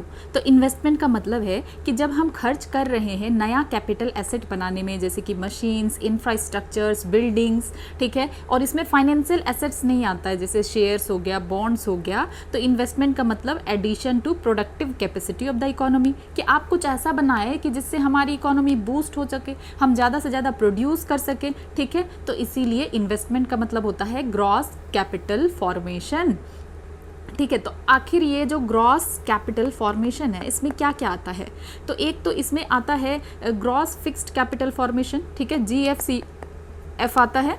तो ये है क्या GFCF, तो यहाँ पे है कि ये डायरेक्टली इंक्रीज करता है प्रोडक्शन कैपेसिटी को, जैसे कि मशीनरी हो गया, इक्विपमेंट हो गया, बिल्डिंग्स हो गया, इंफ्रास्ट्रक्चर हो गया, इंटेलेक्चुअल प्रॉपर्टी वगैरह हो गया, ठीक है। देन दूसरा होता है इसमें कंपोनेंट चेंज इन स्टॉक्स, ठीक है, जो भी स्टॉक्स में चेंज होता है, मतलब जो इन्वेंट्रीज है, जैसे अनसोल्ड गुड हो गया, रॉ मटेरियल्स हो गया, WIP means work in progress, मतलब जो अभी तैयार हुआ नहीं है, तो ये ऐसा सारा, तो जो इन्वेंट्रीज हो गया कि अभी हम इसको प्रोड्यूस कर रहे हैं लेकिन सोल्ड करेंगे लेटर बाद में, तो ये भी इन्वेस्टमेंट ही है ना अपना, क्योंकि हम इसमें प्रोड्यूस कर रहे हैं। देन फिर तीसरा कंडीशन आता है वैल्यूएबल्स, ठीक है, वैल्यूएबल्स का आता है तीसरा कंडीशन। तो वैल्यूएबल्स में क्या क्या आ गया, जैसे गोल्ड हो गया, सिल्वर हो गया, कुछ प्रीसियस आइटम हो गया जिसको हम कंज्यूम नहीं कर रहे हैं, तो इसको भी स्टोर ऑफ वैल्यू की तरह ट्रीट किया जाता है, ठीक है। तो ग्रॉस इन्वेस्टमेंट में क्या इंक्लूड होता है, तो इसमें जो है जब ग्रॉस कह रहे हैं तो मीन्स डेप्रिसिएशन भी इंक्लूड है। जब ग्रॉस से हम नेट पे कैसे जाएंगे, तो उससे हम डेप्रिसिएशन को माइनस कर देंगे तो हम नेट पे पहुंच जाएंगे, ठीक है, सिंपल सा इतना ही है। देन इन्वेस्टमेंट कितने तरीके का हो सकता है, तो प्राइवेट भी हो सकता है और पब्लिक भी हो सकता है, ठीक है। उसके बाद अब हम देखते हैं कि इंक्लूडेड क्या क्या है, तो हमने ऑलरेडी देखा कि factory, road, railways, machines, equipments, inventory का एक्यूमुलेशन, या आपने नया घर परचेज किया, तो ये सब कुछ आता है। अब इंक्लूडेड क्या नहीं है इसमें, ये जानना ज़रूरी है, तो इसमें शेयर्स नहीं होगा, ठीक है, फिर बॉन्ड्स, म्यूचुअल फंड्स वगैरह, ठीक है, ये सब कुछ जो है इसमें इंक्लूड नहीं होता है। सेकंड हैंड गुड इसमें इंक्लूड नहीं होगा, ट्रांसफ़र पेमेंट इसमें इंक्लूड नहीं होगा, इंटरमीडिएट गुड्स इसमें इंक्लूड नहीं होगा, ठीक है। तो बस यही है कि इन्वेस्टमेंट का मतलब क्या हुआ, डोमेस्टिक कैपिटल जो है फॉर्मेशन जो हुआ, ठीक है, domestic capital goods plus import minus export, तो ये इन्वेस्टमेंट है, ठीक है। अब देखते हैं इन्वेस्टमेंट का आखिर रोल क्या है इकोनॉमी में। तो अगर कैपिटल फॉर्मेशन हो रहा है, अगर आप कैपिटल बना रहे हैं, तो आप क्यों बना रहे हैं, ताकि कोई प्रोडक्टिविटी तो बढ़े, ठीक है, तो क्या हो, प्रोडक्टिविटी बढ़े इकोनॉमी में, एम्प्लॉयमेंट जनरेशन होगा, ठीक है, इकोनॉमिक ग्रोथ होगा। अगर एम्प्लॉयमेंट जनरेशन होगा तो मल्टीप्लायर इफेक्ट है कि इन्वेस्टमेंट बढ़ा तो इनकम बढ़ा, तो मल्टीपल टाइम्स जो है यहाँ पे हमें देखने के लिए मिलेगा कि यहाँ मल्टीप्लायर इफेक्ट है, ठीक है। अब देखते हैं कि इन्वेस्टमेंट और सेविंग क्या है। तो सेविंग का मतलब क्या है, सेविंग का मतलब सिंपल सा, अगर आपने सेव करके रख दिया, तो जैसे सपोज आप पैसा सेव कर रहे हो अपने ही घर में, ठीक है, तो हम सब ने जमा किया होगा गुल्लक बचपन में, या जब भी, या अभी भी आप करते होंगे, तो जो सेविंग है, ठीक है, तो यहाँ पे आप अगर सेव कर रहे हैं, तो सेविंग का सिंपल सा मतलब है कि आप इसको खर्च नहीं कर रहे, कंज्यूम नहीं कर रहे हैं, यही तो सेविंग हुआ, ठीक है। तो इन्वेस्टमेंट जो है का क्या मतलब है कि आप स्पेंड कर रहे हैं कैपिटल गुड्स पे, तो हम समझ सकते हैं कि जो पैसा हम बचा रहे हैं उसी से तो हम इन्वेस्टमेंट करेंगे ना, तो बस ये कुछ रिलेशन है, कुछ चीज़ें हैं, ठीक है। देन जो है इसमें एक कॉन्सेप्ट है जो कि बुक में हमने देखा था, तो आपको ये बात याद रखना है कि जैसे उसमें एक एग्जाम्पल था, ठीक है, अगर आपने अच्छे से पढ़ा होगा तो आपको वो पता होगा कि जैसे सपोज GDP जो है आपका क्या है, 1000 रुपीज़ का GDP है, ठीक है, आप बुक में पढ़ेंगे आपको ये मिल जाएगा। अब फिर आप ग्रॉस इन्वेस्टमेंट कितना कर रहे हैं, इसमें से 300 रुपये का आपने इन्वेस्टमेंट कर दिया, ठीक है, तो इन्वेस्टमेंट रेट आपका क्या हो गया, 300 को आप अगर 1000 से आप डिवाइड कर रहे हैं, ठीक है, इंटू 100, तो आपको मिल जाएगा कि 30% आपने इन्वेस्ट किया है। बस आप इतना समझ लीजिए, आपने कितना, 30% आपने इन्वेस्ट किया, ठीक है।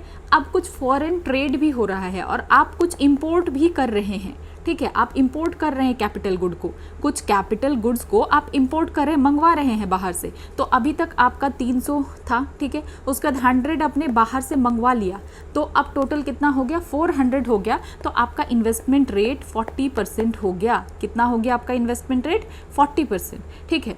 लेकिन अब आपने जो है इस 400 में से आपने क्या किया कि आपने कुछ एक्सपोर्ट भी कर दिया, ठीक है। सपोज आपने 40 एक्सपोर्ट कर दिया, तो अब कितना बचा, 360, क्योंकि जो एक्सपोर्ट कर दिया आपने वो काउंट नहीं होगा। अब आपके पास बचा 360, मतलब अब 36% आपका कैपिटल फॉर्मेशन है, ठीक है। तो यहाँ पे आपको ये देखना है कि आपको जो है इन्वेस्टमेंट किस किस चीज़ के ऊपर डिपेंड करता है कि net addition of capital goods in economy, कितना आपके इकोनॉमी में कैपिटल गुड्स आ रहा है आप उसको देख रहे हैं, ठीक है। अगर कोई बाहर जा रहा है तो भी आप उसको जो है इम्पोर्ट, मतलब जो इम्पोर्ट होगा, इम्पोर्ट को प्लस करेंगे, और जो एक्सपोर्ट होगा, जो आपका बाहर जाएगा, वो माइनस हो जाएगा, सिंपल सी ये बात है, ठीक है। तो इस तरीके से आप जो है कैलकुलेट करेंगे। तो अब आपका जो है पता चल गया आपको कि आपका 36% जो है इन्वेस्टमेंट है। तो अब अगर ये ग्रॉस इन्वेस्टमेंट है और आपको इससे नेट निकालना है, तो उसमें जो वियर एंड टीयर रहेगा, डेप्रिसिएशन को माइनस करेंगे तो आपका जो है नेट निकल जाएगा, ठीक है। सिंपल सी इतनी सी बात है। देन अब नेक्स्ट क्वेश्चन को देखते हैं, ठीक है। Consider the following statements. तो यहाँ क्या है, कहा जा रहा है कि imported capital equipment are part of investment in Indian economy, जो कि अभी हमने बात करी, ठीक है। जो इंपोर्टेड है तो क्या वो इंडियन इकोनॉमी का पार्ट होगा, ठीक है। Definitely imported capital equipment part होगा, ठीक है। हमने इसके बारे में बात करी है कि हाँ होगा, ठीक है।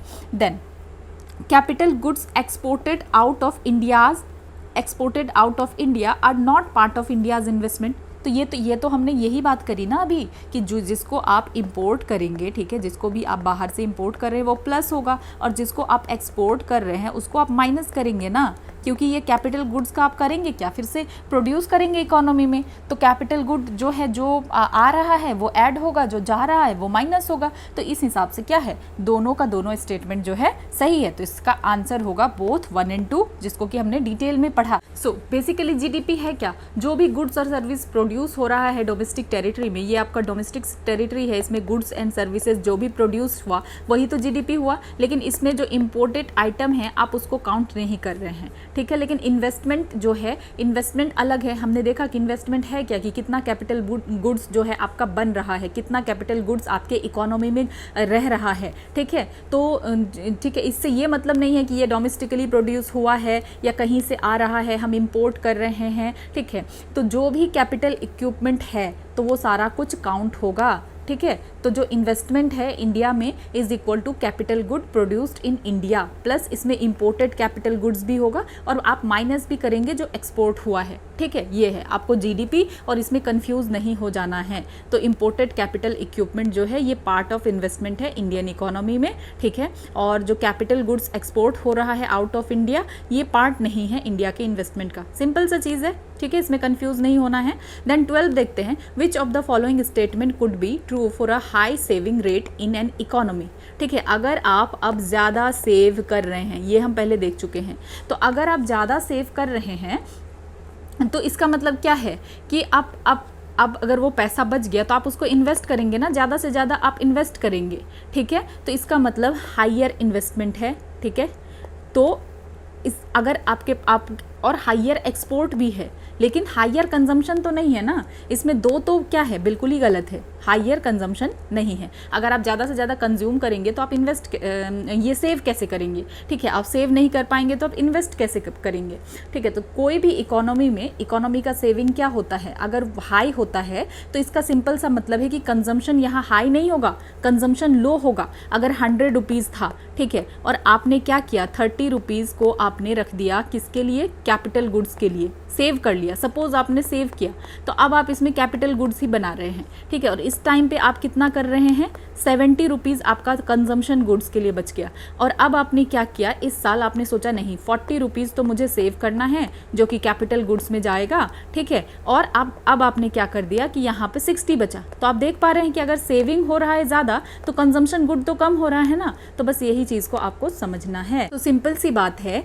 कि अगर आप क्या कर रहे हैं, इकोनॉमी में सेव ज़्यादा कर रहे हैं, अगर सेव ज़्यादा कर रहे हैं तो इन्वेस्टमेंट भी आपका ज़्यादा होगा, और इन्वेस्टमेंट ज़्यादा होगा तो आपका प्रोडक्शन ज़्यादा होगा, ठीक है। प्रोड्यूस आप ज़्यादा करेंगे, आउटपुट आपका बढ़ेगा, ठीक है। तो सेविंग हाई है तो कंजम्पशन लो होगा। तो जो भी आउटपुट, अब आपका आउटपुट जो है ज़्यादा है, अब आ रहा है इकोनॉमी में, ज़्यादा चीज़, ज़्यादा प्रोडक्शन हो रहा है, ठीक है, जो कि हमें इतनी ज़रूरत भी नहीं है। तो आप डेफिनेटली क्या करेंगे, फिर एक्सपोर्ट ही करेंगे, ठीक है। ये है, इसलिए 1 and 3 इसका सही है। देन अब देखते हैं 13 नंबर का आंसर, ठीक है, कि 13 नंबर में क्या कह रहा है। So which of the following are part of gross fixed capital formation, जिसके बारे में भी हमने बात हम कर चुके हैं, ठीक है। ग्रॉस फिक्स्ड कैपिटल फॉर्मेशन में मशीनरी और इक्विपमेंट क्या आएगा, तो डेफिनेटली आएगा, ठीक है, इसके बारे में हमने बात की। Then construction of buildings and other infrastructure क्या आएगा, यस आएगा। इंटेलेक्चुअल प्रॉपर्टी राइट क्या आएगा? यस आएगा। तो इसमें आंसर क्या होगा? ऑल 3 होगा। तो ग्रॉस कैपिटल फॉर्मेशन में हमने जो है ग्रॉस कैपिटल फॉर्मेशन में हमने ऑलरेडी पढ़ा हुआ है कि इसमें मशीनरी, इक्विपमेंट्स, बिल्डिंग्स या कल्टिवेटेड बायोलॉजिकल रिसोर्सेज भी आएगा। ठीक है, ये एक एक्स्ट्रा चीज़ है जो जब आप आंसर देखेंगे तो वहाँ मेंशन है। तो कल्टिवेटेड बायोलॉजिकल रिसोर्सेज भी आएगा और इंटेलेक्चुअल प्रॉपर्टी भी आएगा। ठीक है, और इसमें हमने पढ़ा था कि वैल्यूएबल मेटल्स जो है वो आएगा, और जो भी चेंज हो रहा है स्टॉक्स एंड इन्वेंट्री में वो आएगा। तो ये इंटेलेक्चुअल प्रॉपर्टी भी है। बेसिकली आप इस चीज़ को ना बुक में हाईलाइट कर लें, ये इंपॉर्टेंट है। ठीक है, देन यहाँ पे जो हमने एक नेक्स्ट एक्स्ट्रा चीज़ देखा, ठीक है, क्या देखा हमने? Cultivated biological resources. ठीक है, आप आंसर पढ़ेंगे तो इसमें आपको पता चलेगा। सो कल्टिवेटेड बायोलॉजिकल रिसोर्सेज क्या है? तो ये क्या है कि जो भी प्लांट्स और एनिमल हैं जो कि ह्यूमन ग्रो करते हैं और मैनेज कर सकते हैं, और हमें वो क्या देते हैं? प्रोडक्ट्स अगेन एंड अगेन देते हैं। ठीक है, तो कल्टिवेटेड कहने का क्या मतलब है कि इसको ग्रो किया जा सकता है और कंट्रोल किया जा सकता है ह्यूमन के द्वारा। बायोलॉजिकल रिसोर्सेज का सिंपल सा मतलब है कि कोई भी लिविंग थिंग्स, चाहे प्लांट्स हो या एनिमल्स हो। तो जैसे किस तरीके का? जैसे जो भी एनिमल्स है तो हमें रिपीट प्रोडक्ट्स देते हैं ना एनिमल्स। ठीक है, जैसे कि काऊ हमें क्या दे रहे हैं? मिल्क दे रहे हैं। हैन से हमें एग मिल रहा है, एग्स मिल रहा है। जो भी प्लांट और ट्रीज़ है तो ये हमें रिपीट प्रोडक्ट्स देते हैं। जैसे कि फ्रूट ट्रीज़ आपको क्या देते हैं? फ्रूट्स देते हैं। कुछ क्रॉप्स हो गया, कॉटन हो गया, टी हो गया, रबर हो गया। तो यहाँ पे सिंपल सी बात है कि ह्यूमन इसको कंट्रोल कर सकते हैं, उसके ग्रोथ को, और केयर कर सकते हैं। ठीक है, तो सिंपल सी यही चीज़ है, यही है कल्टिवेटेड बायोलॉजिकल रिसोर्सेज। तो ये भी ग्रॉस कैपिटल फॉर्मेशन ही है। तो जैसे कि यहाँ आप कल्टिवेटेड बायोलॉजिकल रिसोर्सेज में क्या देख पा रहे हैं? कुछ ट्रीज़ वगैरह, एनिमल वगैरह, तो ये सब और भी चीज़ें, क्रॉप्स वगैरह, ये हमारा कैपिटल फॉर्मेशन में आता है। ठीक है, तो जो ग्रॉस फिक्स्ड कैपिटल फॉर्मेशन है आप इसको इंटरचेंजेबली यूज़ कर सकते हैं एज ए ग्रॉस इन्वेस्टमेंट। जो ग्रॉस फिक्स कैपिटल फॉर्मेशन है उसको आप ग्रॉस इन्वेस्टमेंट के रूप में यूज़ कर सकते हैं। ठीक है, क्योंकि अगर हम देखें जो वैल्यूएबल मेटल्स है या चेंज इन स्टॉक्स है या इन्वेंट्री है तो ये 1% से भी कम है। ठीक है, देन अब नेक्स्ट देख लेते हैं 14 का आंसर। ठीक है, तो यहाँ पे कहा जा रहा है, ये आई थिंक PYQ है। Despite being a high saving economy, capital formation may not result in significant increase in output. ठीक है, कि हम हाई सेविंग, अब हमने क्या देखा यहाँ तक कि हम अगर सेविंग इकोनॉमी हैं तो हमारा कैपिटल फॉर्मेशन होगा। ठीक है, पैसा बचा के हम क्या करेंगे? कैपिटल ही फॉर्म करेंगे ना। लेकिन यहाँ वही पूछा जा रहा है कि ठीक है कि हाई सेविंग इकोनॉमी होने के बाद भी ऐसा क्यों है कि हमारा आउटपुट जो है बढ़ नहीं रहा है। ठीक है, तो ऑप्शन है वीक एडमिनिस्ट्रेटिव मशीनरी, क्या इलिटरेसी की वजह से हो रहा है, या हाई पॉपुलेशन डेंसिटी की वजह से हो रहा है, या हाई कैपिटल आउटपुट रेशियो की वजह से हो रहा है। ठीक है, तो आपको तो पहले ये पता होना चाहिए कि हाई कैपिटल आउटपुट रेशियो क्या है, तब आप इसका आंसर कर पाएंगे। ठीक है, तो वैसे भी आप देखा जाए तो आंसर तो कर ही देंगे कि सिर्फ एडमिनिस्ट्रेटिव मशीनरी रिस्पॉन्सिबल नहीं है, अकेले इलिटरेसी नहीं है या हाई पॉपुलेशन डेंसिटी की वजह से नहीं हो रहा है, बल्कि हाई कैपिटल आउटपुट रेशियो की वजह से है। तो अब इस चीज़ को हम समझते हैं। ठीक है, तो आपको इसके लिए समझना पड़ेगा कि प्रोडक्टिविटी क्या है, मार्जिनल प्रोडक्टिविटी क्या है। तो सिंपल सा आप जो है हमने बुक में भी पढ़ा हुआ है कि आपके पास अगर 1 एकड़ क्या है? लैंड है। कितना लैंड है? 1 एकड़ लैंड है आपके पास। ठीक है, देन और आपने 5 लेबरर को हायर किया। ठीक है, और प्रोड्यूस कर रहे हैं सब मिलके कितना? 2 टन प्रोड्यूस हो रहा है।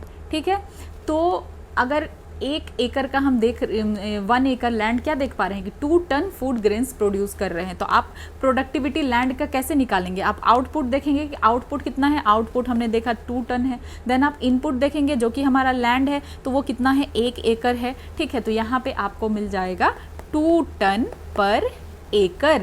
ठीक है, 2 टन पर एकड़ आपको मिल गया। तो ये क्या हो गया? यहाँ पे आपने प्रोडक्टिविटी किसकी निकाली? लैंड की। अब आप प्रोडक्टिविटी अगर लेबर की निकालेंगे कि लेबर कितना प्रोडक्टिविटी है, तो आप देखेंगे कितना आउटपुट आया। ठीक है, आउटपुट कितना था, और फिर कितना इनपुट मीन्स कितना लेबर काम कर रहा है, काम कर रहा है उस फील्ड में। ठीक है, तो अगर आपने देखा कि आउटपुट मतलब आपने प्रोड्यूस कितना किया, तो आपने प्रोड्यूस किया 2 टन। कितना प्रोड्यूस किया? आपने 2 टन प्रोड्यूस किया। और कितने लेबरर काम कर रहे हैं? 5 लेबरर काम कर रहे हैं। तो मतलब कितना हो गया? 0.4 टन हो गया पर लेबर, ठीक है, कि पर लेबर कितना प्रोड्यूस कर रहा है 0.4 टन। तो ये हम क्या देख रहे हैं, ये एक एवरेज प्रोडक्टिविटी हो गया कि कम से कम कितना वो जो है प्रोड्यूस कर देंगे। तो ये क्या हुआ, ये एवरेज प्रोडक्टिविटी हुआ, ठीक है। देन अब हमें समझना पड़ेगा एक और चीज़, ठीक है, कि अब अगर हम एक एक्स्ट्रा लेबर ऐड कर रहे हैं तो प्रोडक्शन कितना इंक्रीज होगा। तो हमें अब देखना पड़ेगा मार्जिनल प्रोडक्टिविटी ऑफ लेबर। तो ये मार्जिनल प्रोडक्टिविटी ऑफ लेबर ये क्या है, सिंपल इसका मतलब ये है कि आप अगर लेबर में बदलाव कर रहे हैं, अगर आप चेंज कर रहे हैं किस में, लेबर में, ठीक है, चेंज इन लेबर। तो आप अगर लेबर में बदलाव कर रहे हैं तो फिर आपका कितना आउटपुट में चेंज होगा, आपको ये देखना है कि आपने लेबर में बदलाव किया तो आउटपुट में कितना चेंज होगा।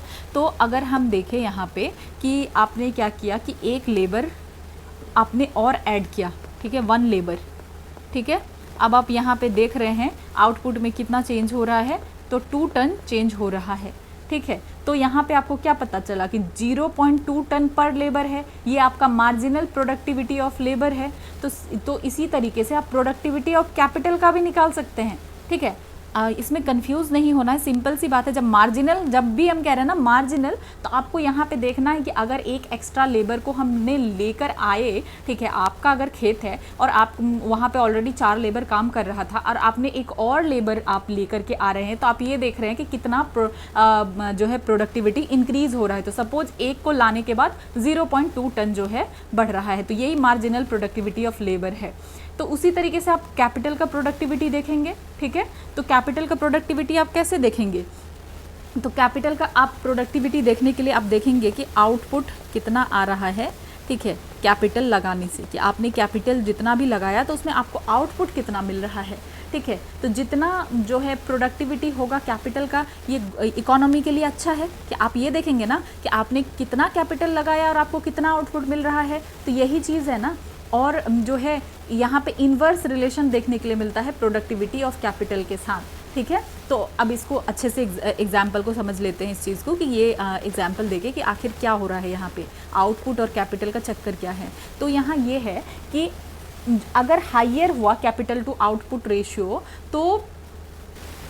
तो ये जो है बैड है इकोनॉमी के लिए। पहले हमने कहा कि अगर कैपिटल का प्रोडक्टिविटी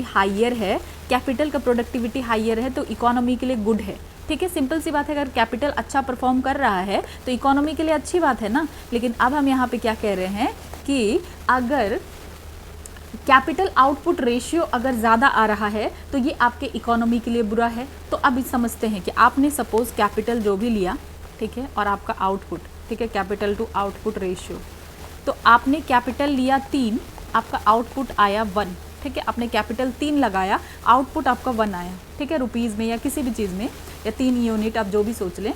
तो आपको क्या हुआ, कैपिटल 3 यूनिट लिया, आपको आउटपुट 1 ही मिला, ठीक है। देन आपने दूसरे केस में आपने क्या किया, कैपिटल और आउटपुट अगर आप देखना चाह रहे हैं तो यहाँ पे आपने कैपिटल लिया 4 और आपको जो है 1 ही मिला। तो आप खुद ही बताइए कि कौन सा अच्छा है। यहाँ आपने 3 लगाया और आपको 1 मिल गया, यहाँ आपने 4 लगाया और आपको 1 मिला। तो सिंपल यही कहा जा रहा है कि higher the capital output ratio bad for economy. हम देख रहे हैं ना, यहाँ कैपिटल टू आउटपुट रेशियो यहाँ 4 है, ज़्यादा है, तो ये इकोनॉमी के लिए बुरा है। तो सिंपल से इसका क्या मतलब हुआ कि आपको जो है कुछ 1 यूनिट प्रोड्यूस करने के लिए आपको यहाँ 4 ले रहे हैं, यहाँ पे आप 3 ले रहे हैं, तो 3 वाला बेटर हुआ ना, 3/1 इज़ बेटर देन 4/1। तो इसीलिए यहाँ पे कहा जा रहा है कि अगर जनरली किसी इकोनॉमी का सेविंग जो है क्या है, ज़्यादा है, तो हाइयर कैपिटल फॉर्मेशन होगा।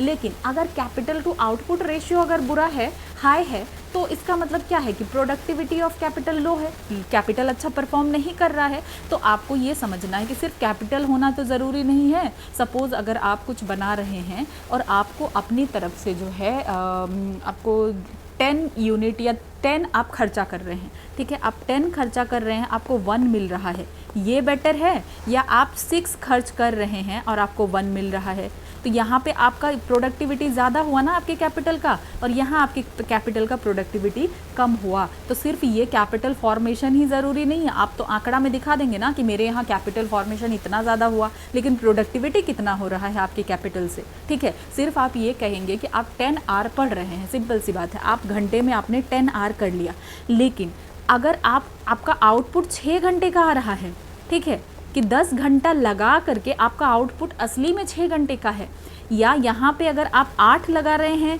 और आपका आउटपुट क्या है 8 आवर लगा रहे हैं और आपका आउटपुट 6 आवर है, तो ये बेटर हुआ ना। सिंपल सी यही बात कहा जा रहा है।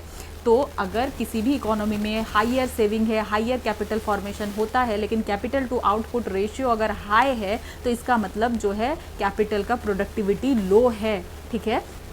तो अब जो है आउटपुट प्रोडक्शन जो इंक्रीज नहीं होगा। अगर यहाँ आप कैपिटल बनाए जा रहे हैं फिर भी आउटपुट यहाँ आपका नहीं बढ़ेगा, ठीक है। और जो वीक एडमिनिस्ट्रेटिव मशीनरी है ये भी एक कारण हो सकता है, ठीक है। लेकिन जो है यहाँ अप्रोप्रिएट देखा जाए तो सबसे हाई कैपिटल आउटपुट रेशियो ही है, ठीक है। तो इसको भी हमने बहुत डिटेल में कर लिया और ये PYQ है। तो टाइम इसलिए बहुत ज़्यादा लग रहा है क्योंकि इतना मैं डिटेल में जो है पढ़ाने के जैसे ही एक्सप्लेन कर रही हूँ, ठीक है। तो मतलब मैं I am not forcing anyone कि आपको देखना ही है, ठीक है। अगर जो है आपको लगे कि टाइम कंस्ट्रेंट है और आपने इकोनॉमी को अच्छे से ही वीडियो से पढ़ लिया है तो ज़रूरी नहीं है। लेकिन अगर इकोनॉमी वीक है तो आप I think half an hour लगा के 1 घंटा लगा के डेली देख सकते हैं और ख़ुद भी सॉल्व कर सकते हैं, ठीक है। देन अब देखते हैं इसको, ठीक है। Consider the following statement regarding incremental capital output ratio. अब ये आईकॉर क्या है? कैपिटल आउटपुट रेशियो तो हमने समझ लिया कि आखिर ये कैपिटल आउटपुट रेशियो है क्या। तो अब देखते हैं ये ऑप्शन इसमें क्या क्या आ रहा है, ठीक है। तो इसमें ऑप्शन क्या क्या आ रहा है इसको समझते हैं। ये दिखाता है हमें कि how efficiently the new capital is being use to produce the output, ठीक है, पहला स्टेटमेंट है। फिर ये कह रहा है it is the extra unit of capital required to produce 1 additional unit of output, ठीक है। देन तीसरा कहा जा रहा है it is the extra unit of output produced from 1 additional unit of capital, ठीक है। और चौथा क्या कहा जा रहा है it is the ratio of change in capital to change in output. तो इसके लिए सबसे पहले आपको जो है आईकॉर को समझना पड़ेगा, तब आप इसका आंसर दे पाएं। इसको अगर हम सिंपल ही रखें, आईकॉर को समझना बहुत ज़रूरी है कि आईकॉर है क्या। तो इसका मतलब ये है, ये आपको बताता है कि हाउ मच इन्वेस्टमेंट या कितना कैपिटल ज़रूरी है ताकि आप एक यूनिट को प्रोड्यूस कर पाएँ। एक यूनिट को प्रोड्यूस करने के लिए कितना और कैपिटल आपको चाहिए, ठीक है। तो यही होता है इंक्रीमेंटल कैपिटल रेशियो। अब अगर देखते हैं कि अगर आईकॉर 4 है कहने का क्या मतलब है कि आपको 4 जो है इन्वेस्टमेंट चाहिए, ठीक है, 4 या कैपिटल चाहिए ताकि आपका एक यूनिट बढ़ सके, ठीक है। तो ये क्या हो गया, अगर तो इसका मतलब सिंपल सी बात है कि आपको 4 जो है इन्वेस्टमेंट चाहिए एक यूनिट को बढ़ाने के लिए, ठीक है। अब समझते हैं कि अगर लो आईकॉर है, ठीक है, लो आईकॉर कैसे होगा। तो इसका मतलब है कि यहाँ पे इन्वेस्टमेंट कम ज़रूरी है, ठीक है। अगर कम इन्वेस्टमेंट पे आपका काम हो जाएगा, अगर 3 इन्वेस्टमेंट ही लग रहा है और एक यूनिट प्रोड्यूस हो रहा है, मतलब ये लो आईकॉर हुआ इसके कंपैरिजन में, तो ये हो गया इफ़िशिएंट इकोनॉमी। और अगर यहाँ इस वाले केस में जैसे कि 4 लगेगा कैपिटल, एक यूनिट प्रोड्यूस होगा, तो ये क्या हुआ, लेस इफ़िशिएंट होगा। तो ये बेसिकली क्या रिप्रेजेंट करता है, inverse of efficiency of new capital, ठीक है। तो आईकॉर का सिंपल सा ये मतलब है कि कितना हमें जो है इन्वेस्टमेंट जरूरी होगा एक्स्ट्रा ग्रोथ के लिए, ठीक है, सिंपल सा यही कहा जा रहा है। देन अब देखते हैं हम नेक्स्ट जो है 16 नंबर, ठीक है। Capital formation in a country will lead to which of the following. तो अगर कैपिटल फॉर्मेशन हुआ तो यहाँ पे क्या होगा, ठीक है, इस चीज़ को आपको देखना है। तो अगर कैपिटल फॉर्मेशन हो रहा है कंट्री में तो क्या यहाँ आईकॉर आपका बढ़ेगा, ठीक है, या आपका आईकॉर क्या होगा, घटेगा, ठीक है, या आपका इकोनॉमिक ग्रोथ होगा, ये कहा जा रहा है। तो सिंपल सी बात है कि अगर कैपिटल फॉर्मेशन हो रहा है तो यहाँ पे क्या होगा, ये पूछा जा रहा है ना आपसे कि कैपिटल फॉर्मेशन होगा तो यहाँ पे क्या होगा, आईकॉर बढ़ेगा, आईकॉर घटेगा या इकोनॉमिक ग्रोथ होगा। तो इसका आंसर है सी, ठीक है, मतलब इकोनॉमिक ग्रोथ होगा। कैपिटल फॉर्मेशन का मतलब ही है कि आप प्रोड्यूस करेंगे कैपिटल गुड्स को, ठीक है, और कैपिटल गुड्स को अगर आप प्रोड्यूस कर रहे हैं तो कैपिटल गुड्स से आप फ्यूचर प्रोडक्शन करेंगे, फिर आप उससे कुछ बनाएंगे ही, कुछ प्रोड्यूस ही करेंगे, ठीक है, कोई भी गुड्स या सर्विसेज प्रोड्यूस करेंगे। तो इसीलिए ये स्टेटमेंट 3 जो है ना, सी, ये बिल्कुल सही होगा, ठीक है। तो ये कहा जा रहा है। और ये जो फर्स्ट और सेकंड है, तो यहाँ पे क्या कहा जा रहा है कि अगर प्रोडक्शन होता है कैपिटल गुड्स का तो वो इंक्रीज करेगा कैपिटल स्टॉक इकोनॉमी में, लेकिन ये आपको बता तो नहीं रहा है ना किसी भी चीज़ के बारे में, इफिशियंसी कितना हो रहा है कैपिटल का।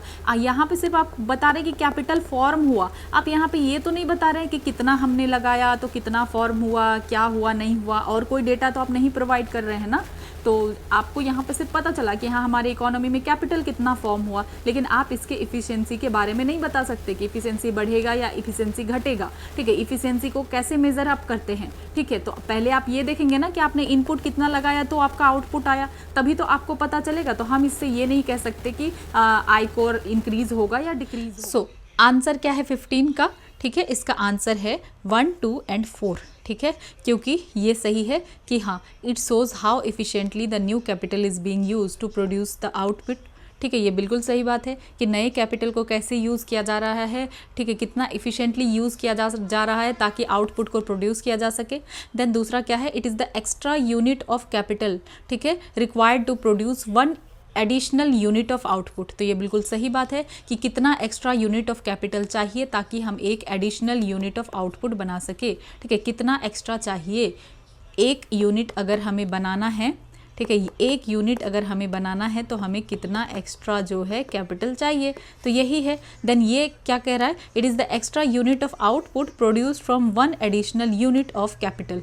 तो यहाँ पे ये उल्टा कर दिया गया है, एक्स्ट्रा यूनिट ऑफ कैपिटल कितना चाहिए, यहाँ कह रहे हैं एक्स्ट्रा यूनिट ऑफ आउटपुट कितना चाहिए ताकि हम जो है बना सके 1 एडिशनल यूनिट ऑफ कैपिटल। तो इसीलिए ये गलत होता है क्योंकि ये उल्टा लिखा हुआ है। ठीक है, उसके बाद जो है नेक्स्ट अगर देखें ये क्या कह रहा है, it is the ratio of change in capital to change in output. तो बिल्कुल कैपिटल बदलेंगे तो आउटपुट कितना बदलेगा, तो इसका आंसर होता है 1, 2 एंड 4। देन अब नेक्स्ट देखते हैं, consider the following statement, capital output ratio depends on governance, quality of labour and technology. Simple सी बात है, सही बात है बिल्कुल। ठीक है, डेफिनेटली है। देन यहाँ पे और क्या कहा जा रहा है, economic output increases with decrease in capital output ratio. ठीक है, तो आपका कैपिटल टू, अभी हमने देखा ना कि आपका कैपिटल टू आउटपुट रेशियो कम होगा तो आप कहेंगे क्या कि आपका इकोनॉमिक आउटपुट बढ़ रहा है। तो वही वाली बात है कि आप 4 लगा रहे हैं तो 1 प्रोड्यूस हो रहा है, ये अच्छा है, या आप 3 लगा रहे हैं और 1 प्रोड्यूस हो रहा है, ये अच्छा है। तो डेफिनेटली आप 3 लगा रहे हैं और 1 प्रोड्यूस हो रहा है तो ये वाला अच्छा है। तो economic output increases with decrease in capital output ratio, तो ये दोनों सही है। ठीक है, इसीलिए आंसर होगा बोथ 1 एंड 2। ओके, सो अब नेक्स्ट देखते हैं 18 नंबर क्वेश्चन। ठीक है, तो यहाँ पे क्या कहा जा रहा है, for a sustained high growth, ठीक है, सस्टेन्ड हाई ग्रोथ के लिए विच of the following statement will be true. ठीक है, क्या सही होगा सस्टेन्ड हाई ग्रोथ के लिए। तो अगर हम यहाँ पे देखें, raising the investment by keeping the incremental capital output ratio minimum, तो क्या कहा जा रहा है कि इन्वेस्टमेंट को बढ़ाना है और इंक्रीमेंटल कैपिटल आउटपुट रेशियो को मिनिमम रखना है। तो बिल्कुल ये करेक्ट है। ठीक है, देन और स्टेटमेंट देख लेते हैं, raising the investment and incremental capital output ratio both. Incremental capital output ratio आप क्यों बढ़ाएंगे। ठीक है, इंक्रीमेंटल कैपिटल रेशियो के बारे में तो अभी हमने पढ़ा ना कि ये क्या है। ठीक है, देन दूसरे में कहा जा रहा है इंक्रीजिंग कैपिटल आउटपुट रेशियो, मतलब कैपिटल टू आउटपुट रेशियो को आप क्यों बढ़ाएंगे। कैपिटल टू आउटपुट रेशियो अगर बढ़ेगा तो ये तो डेफिनेटली अच्छी बात नहीं है ना। ठीक है, आपको अगर एक चीज़ बनाने के लिए ज़्यादा से ज़्यादा कैपिटल लगे तो ये तो अच्छी बात नहीं है। And keeping investment at constant rate, ठीक है, बिल्कुल ही गलत बात है। इन्वेस्टमेंट तो आपको हर हाल में बढ़ाना है, तो ये दोनों जो है गलत है। तो हायर ग्रोथ रेट के लिए हमें ज़्यादा से ज़्यादा इन्वेस्टमेंट चाहिए और लेस आयकर चाहिए। ठीक है, जितना से जितना कम जो है आयकर हो उतना ही अच्छा लगेगा। ठीक है, अच्छा होगा। ठीक है, आयकर के बारे में हमने ऑलरेडी हम पढ़ चुके हैं कि how much extra unit of capital is required. ठीक है, अगर आपको एक जो है एडिशनल यूनिट बनाना है, हम पीछे ही देख चुके हैं इसको कि अगर आपको एक एडिशनल यूनिट को बनाना है तो उसके लिए आपको कितना कैपिटल चाहिए होगा। ठीक है, कितना आपको एडिशनल कैपिटल चाहिए होगा, तो ये कहा जा रहा है। तो आपका अगर आयकर ज़्यादा होगा तो ये तो बिल्कुल अच्छी बात नहीं है। तो इसीलिए आपको आयकर का रेशियो तो मिनिमम होना चाहिए कि आप जितना कम कैपिटल लगाएं और आपको ज़्यादा से ज़्यादा बेनिफिट हो। ठीक है, तो इसका आंसर ए है। सो अब नेक्स्ट देखते हैं क्वेश्चन नंबर 19। तो इसमें कहा जा रहा है कि if the capacity utilisation in the economy is decreasing, मतलब जितना कैपेसिटी है वो यूटिलाइज नहीं हो रहा है, वो डिक्रीज हो रहा है, तो फिर क्या होगा। ठीक है, फिर कंसिडर करिए आप इन सारे स्टेटमेंट्स को। तो कहा जा रहा है कि capital to output ratio will decrease. ठीक है, कैपिटल टू आउटपुट रेशियो कैसे डिक्रीज हो जाएगा, इसमें कैपिटल टू आउटपुट रेशियो अगर डिक्रीज हो रहा है तो ये तो अच्छी बात है ना, लेकिन यहाँ पे ऐसा नहीं होगा। देन फिर क्या कहा जा रहा है कि per unit cost of production will increase. ठीक है, यही हो रहा है कि हाँ, अगर कैपेसिटी यूटिलाइजेशन प्रॉपरली नहीं हुआ, डिक्रीज हो रहा है, तो per unit cost of production जो है इंक्रीज हो जाएगा। तो इसका आंसर होगा ओनली 2। अब इस चीज़ को समझते हैं कि कैपेसिटी यूटिलाइजेशन अगर डिक्रीज हो रहा है, मतलब जो सपोज ये फैक्ट्री है और इसका जो भी कैपेसिटी था, सपोज ये जितना भी प्रोड्यूस कर सकता था, अगर वो यूटिलाइज नहीं हो रहा है, अगर ये पहले 100 प्रोड्यूस करता था और इसके पास पूरा कैपिटल सब कुछ है कि 100 प्रोड्यूस कर सके, लेकिन अब ये 80 प्रोड्यूस कर रहा है क्योंकि डिमांड नहीं है। ठीक है, ऐसा क्यों हो रहा है, क्योंकि डिमांड ही नहीं है। 100 को प्रोड्यूस करके क्या करेगा, तो अगर वो 80 प्रोड्यूस कर रहा है तो यहाँ capital to output ratio decrease कैसे होगा, कैपिटल टू आउटपुट रेशियो बढ़ गया ना, कि पहले वो उसी सेम कैपिटल में 100 प्रोडक्ट बना रहा था, अब वो उसी सेम कैपिटल में 80 प्रोडक्ट को बना रहा है। तो इसका मतलब क्या हो गया कि आउटपुट जो है डिक्रीज हो गया। इवन कि आपके पास कैपिटल था, आपके पास जितना कैपिटल होना चाहिए था उतना कैपिटल था, लेकिन फिर भी आपका प्रोडक्टिविटी क्या हो गया, डिक्रीज हो गया। तो यहाँ पे हो क्या रहा है कि सेम कैपिटल ही जो है, same capital less output produce कर रहा है, और मतलब आप समझ लीजिए कुछ कैपिटल का आपका यूज ही नहीं हो रहा है और सेम कैपिटल आपका लेस आउटपुट प्रोड्यूस कर रहा है, तो इससे कैपिटल टू आउटपुट रेशियो आपका बढ़ जाएगा, कैपिटल टू आउटपुट रेशियो तो घटेगा नहीं। ठीक है, और अगर ऐसा हो रहा है कि फुल कैपेसिटी को यूटिलाइज नहीं किया जा रहा है, ठीक है, 100 को यूज़ करके आपको प्रॉपरली पूरा कैपिटल को यूज़ करके आपको 100 जो है बनाना था, आप नहीं बना पा रहे हैं, आप 80 ही बना रहे हैं, तो कॉस्ट ऑफ कैपिटल क्या हो गया, पर यूनिट पे आप देखेंगे तो कॉस्ट ऑफ कैपिटल बढ़ गया ना। ठीक है, तो इसीलिए हम यहाँ पे कह रहे हैं कि per unit cost of production will increase, definitely per unit cost of production जो है इंक्रीज हो जाएगा। ठीक है, अब आप इसको सिंपल अपने तरीके से समझिए कि आपके पास एक फैक्ट्री है, आपके पास पूरा कैपिटल है, आप वहाँ पे प्रोड्यूस कर सकते थे। ठीक है, आप सपोज यहाँ पे है और आप यहाँ पे प्रोड्यूस कर सकते थे कितना, 100 यूनिट, आपके पास सब कुछ पड़ा हुआ है, लेकिन क्योंकि अभी मार्केट में डिमांड नीचे है, डिमांड ही नहीं है, तो पहले आप 100 प्रोड्यूस करते थे, अब आप 80 प्रोड्यूस कर रहे हैं, तो यहाँ पे क्या होगा, per unit cost of production तो बढ़ जाएगा। ठीक है, जब आप ज़्यादा प्रोड्यूस करते हैं ना तो per unit cost of production घट जाता है, लेकिन क्योंकि आप कम प्रोड्यूस कर रहे हैं तो आपका capital to output ratio decrease नहीं होगा बल्कि इंक्रीज हो जाएगा। दैट्स इट, बस इतना ही है। देन नेक्स्ट क्वेश्चन देखते हैं। If 20 number question, if factories are running at full capacity, तो अगर फैक्ट्री जो है फुल कैपेसिटी में रन कर रहा है, ठीक है, full capacity utilisation, then the marginal productivity of capital will be positive, negative, 0 या 1। तो इसका आंसर होगा पॉजिटिव। मतलब कि अगर फैक्ट्री फुल कैपेसिटी यूटिलाइजेशन पे है तो मार्जिनल प्रोडक्टिविटी क्या होगा कैपिटल का, मार्जिनल प्रोडक्टिविटी उस कैपिटल का क्या होगा, जो है पॉजिटिव ही होगा। तो मार्जिनल प्रोडक्टिविटी किसी भी कैपिटल का हम कैसे देखते थे कि अगर आप आउटपुट में अगर चेंज कर रहे हैं तो ठीक है, अगर आप कैपिटल में चेंज कर रहे हैं, इसमें आप करते क्या थे कि अगर आप कैपिटल में बदलाव कर रहे हैं तो आपके आउटपुट में क्या बदलाव आएगा। ठीक है, कि अगर आप कैपिटल को चेंज कर रहे हैं, इंक्रीज डिक्रीज कुछ भी कर रहे हैं, तो फिर आपका आउटपुट क्या होगा, यही तो मार्जिनल प्रोडक्टिविटी ऑफ कैपिटल है। ठीक है, मार्जिनल प्रोडक्टिविटी ऑफ कैपिटल तो यही है कि अगर आप कैपिटल को चेंज कर रहे हैं तो फिर आपका यहाँ पे जो है क्या होने वाला है। ठीक है, यही है, कैपिटल को आप चेंज कर रहे हैं तो आपके आउटपुट में क्या होने वाला है।